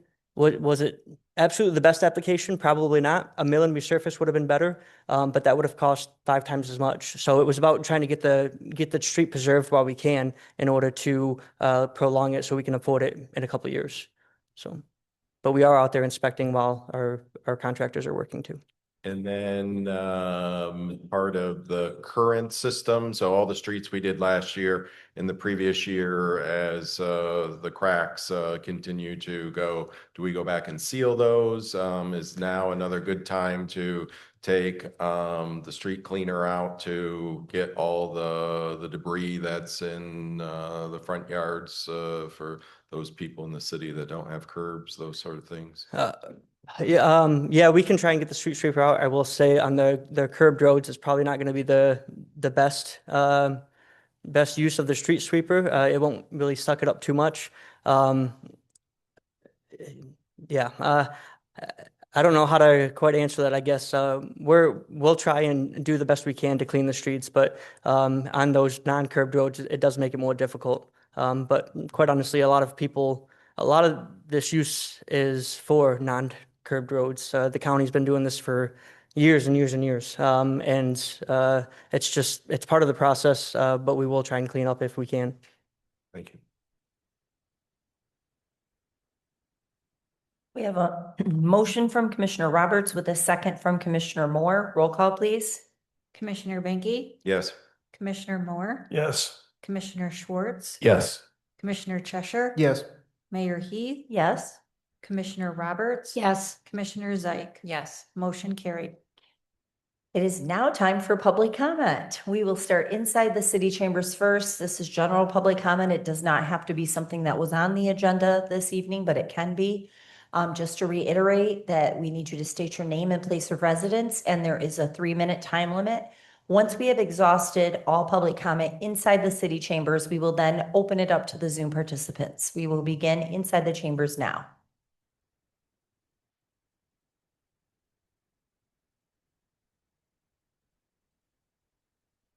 Jarek Tim, Adrian resident. First, I would like to thank Commissioner Cheshire and Commissioner Zeik for voting against moving forward with the bike loop. As for the rest of you, the original design had wide raised curbs on Maumee. The new design has none. It is not better, it is worse. A curb offers at least limited protection. A flex post offers 0. I'm glad they made you feel better, though. Bidirectional bike lanes are not more comfortable for families. According to NACTO, they make families less comfortable. The proposed lanes don't even meet the minimum width to promote social riding, which will force people into single file, putting kids out of their parents' sight where cars can cross the lane. They are not following the current guidelines. I have the current guidelines with me. Just like I said, they will say what they need to defend their design. Not one commissioner I've asked how to navigate the intersection of Maumee and Winter on the loop could do it properly. Yet you voted to pass it. This is not all ages and abilities infrastructure. This project makes walkability worse. On the side of the street, the bike lanes do not exist by pushing car traffic closer to the sidewalks with less separation. You are all completely duped. The sunk cost of this project at this point is $600,000 to $700,000, according to what I've heard. Is that the dollar amount you'd assign to your loved ones' lives? I'm betting not, but when it comes to the lives of the community members, I guess you're okay taking that gamble. Everyone who voted yes should be deeply ashamed of themselves, and honestly, you have no business sitting up here representing the people of this community when you do not care about them whatsoever. It's true, this is just a street beautification project. The street is going to look beautiful when it's lined with memorial markers. Make no mistake, there's blood on this commission's hands, and I'll be back to say I told you so right after I finish painting the first ghost bike for it. Thank you.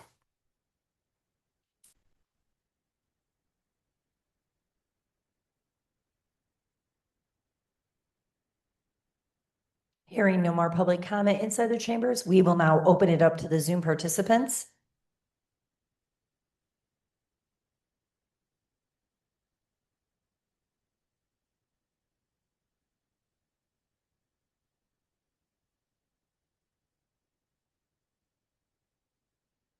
Hearing no public comment, I will move on. Commissioners, there are miscellaneous reports in your packet. Are there any questions on any of those reports? I have a question on I think it's community development. They do inspections for housing inspections. And I'm just wondering if we could get copies of the actual homes that they do inspections, and were there any deficiencies or did they pass?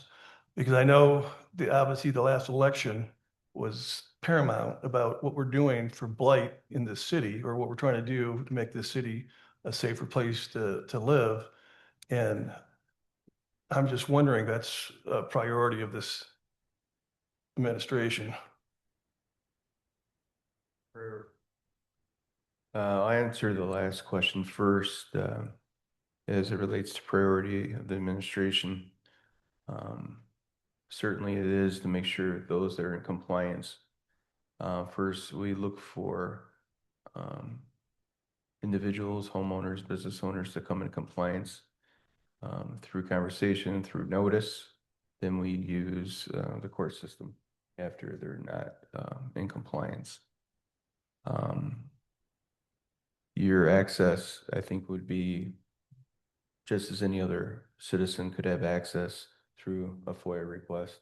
I don't think by standard we would put the the minutia of every inspection into um, agenda item, unless that's the will of the commission. I would look at the legality around that, but I don't really see a problem with it. It would just, it would be, it would change probably the workload about providing that information, but I don't know right offhand if that is something we would do as a matter of course, but through inspection that any other citizen would have access to through FOIA, I would take that route first. The reason I asked that question, Chad, because I know you're doing a great job, and I wasn't here when you were hired, but were you given like a top 10 task what to do? Because it's going to be my job in a little while to judge you on the kind of job you're doing. And if we don't have information from an audit standpoint of, are we doing the proper thing on these inspections? I want to be fair to you, but as a commission, as for me, I would need some more additional information that I'm getting to make a qualified judgment of how you're running the city. I think to answer your first question, I was not given a top 10 list. I defined my job based on the questions that were offered to me during the hiring practice, individual conversations with the different commissioners, and specifically my interaction with the mayor. Number one. Number two, the judgment, I think that would be left to each commissioner based on some type of standard practice that you want to take as it relates to my evaluation. I think a lot of what we're going to find too is we're getting to that point with our 5-year strategic plan, which is the RFQ I have written that will go out very soon. And the vision I think this commission will provide back to me directly and indirectly through the 5-year strategic plan that we'll develop together with our community. And I just want to follow up. I think you're doing a great job. Oh, I don't feel admonished by you at all. I think our interactions have been great, and the direction that I've received by the commission has been outstanding. It just, to answer your question directly, there wasn't a top 10 list. And Thank you. maybe the Administrator Baugh, the Community Development Committee that Mr. Moore sits on could go back and since they're overseeing blight, they could come up with a framework for how blight is reported on a monthly basis to the commission. That's a great recommendation, and I'll look at how we,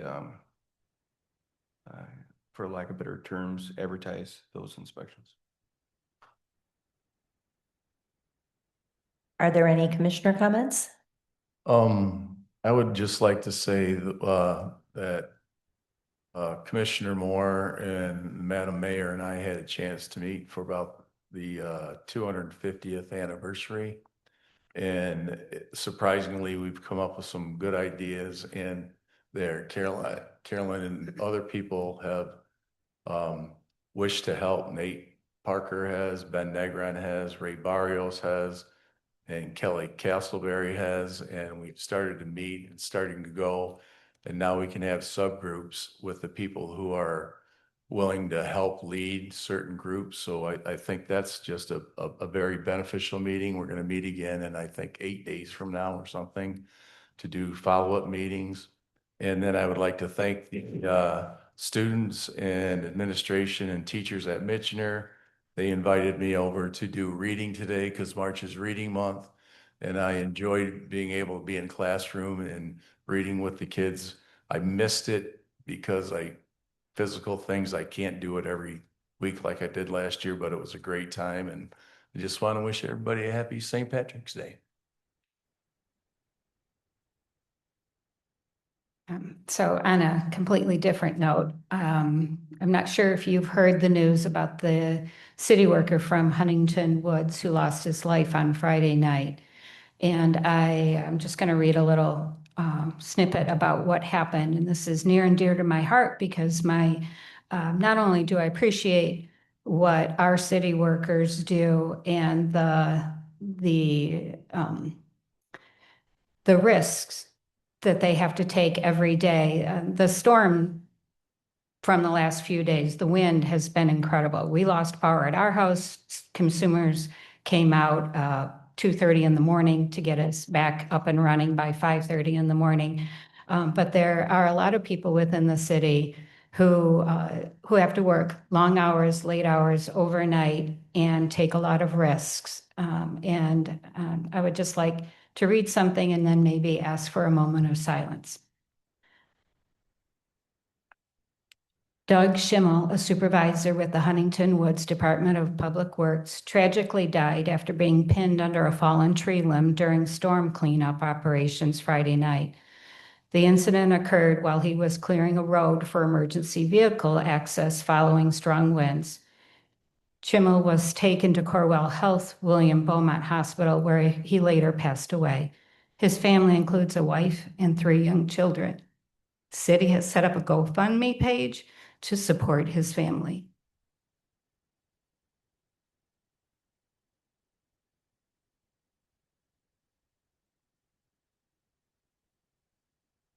Thank you.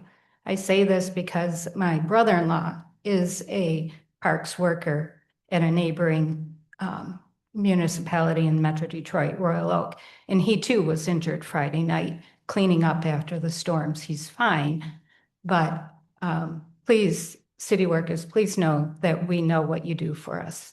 Thank you.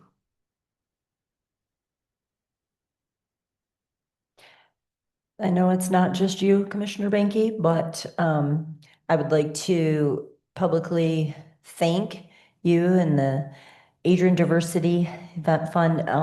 Did I say that correctly? Yes. For the pop-up Holocaust Museum. If you have not been, you need to go. It is so well done. It is top-notch. My brother was visiting from Pittsburgh last week and he could not believe it, and he hasn't stopped talking about it and thought it was so great that Adrian had this amazing pop-up museum. And and I've been there, and it's just it's very sad, but it is also very enlightening and very educational, and just something that I think everybody should experience in our town. And just to have this here is such a great honor that we got chosen to have it here, and that all the hard work that you've put into this, Commissioner Banky, does not go unnoticed. And also congrats for being picked as one of the top 25, one of 25 educators to, okay, you got to explain it. I don't know. I read it, but it doesn't mean I remember it. I was one of 25 educators from around the world to be chosen to travel to Auschwitz and study with the museum staff and curators and preservationists this summer in Auschwitz. And can you give us the hours of operation for this museum, please? So we are open to the public 11 to 6.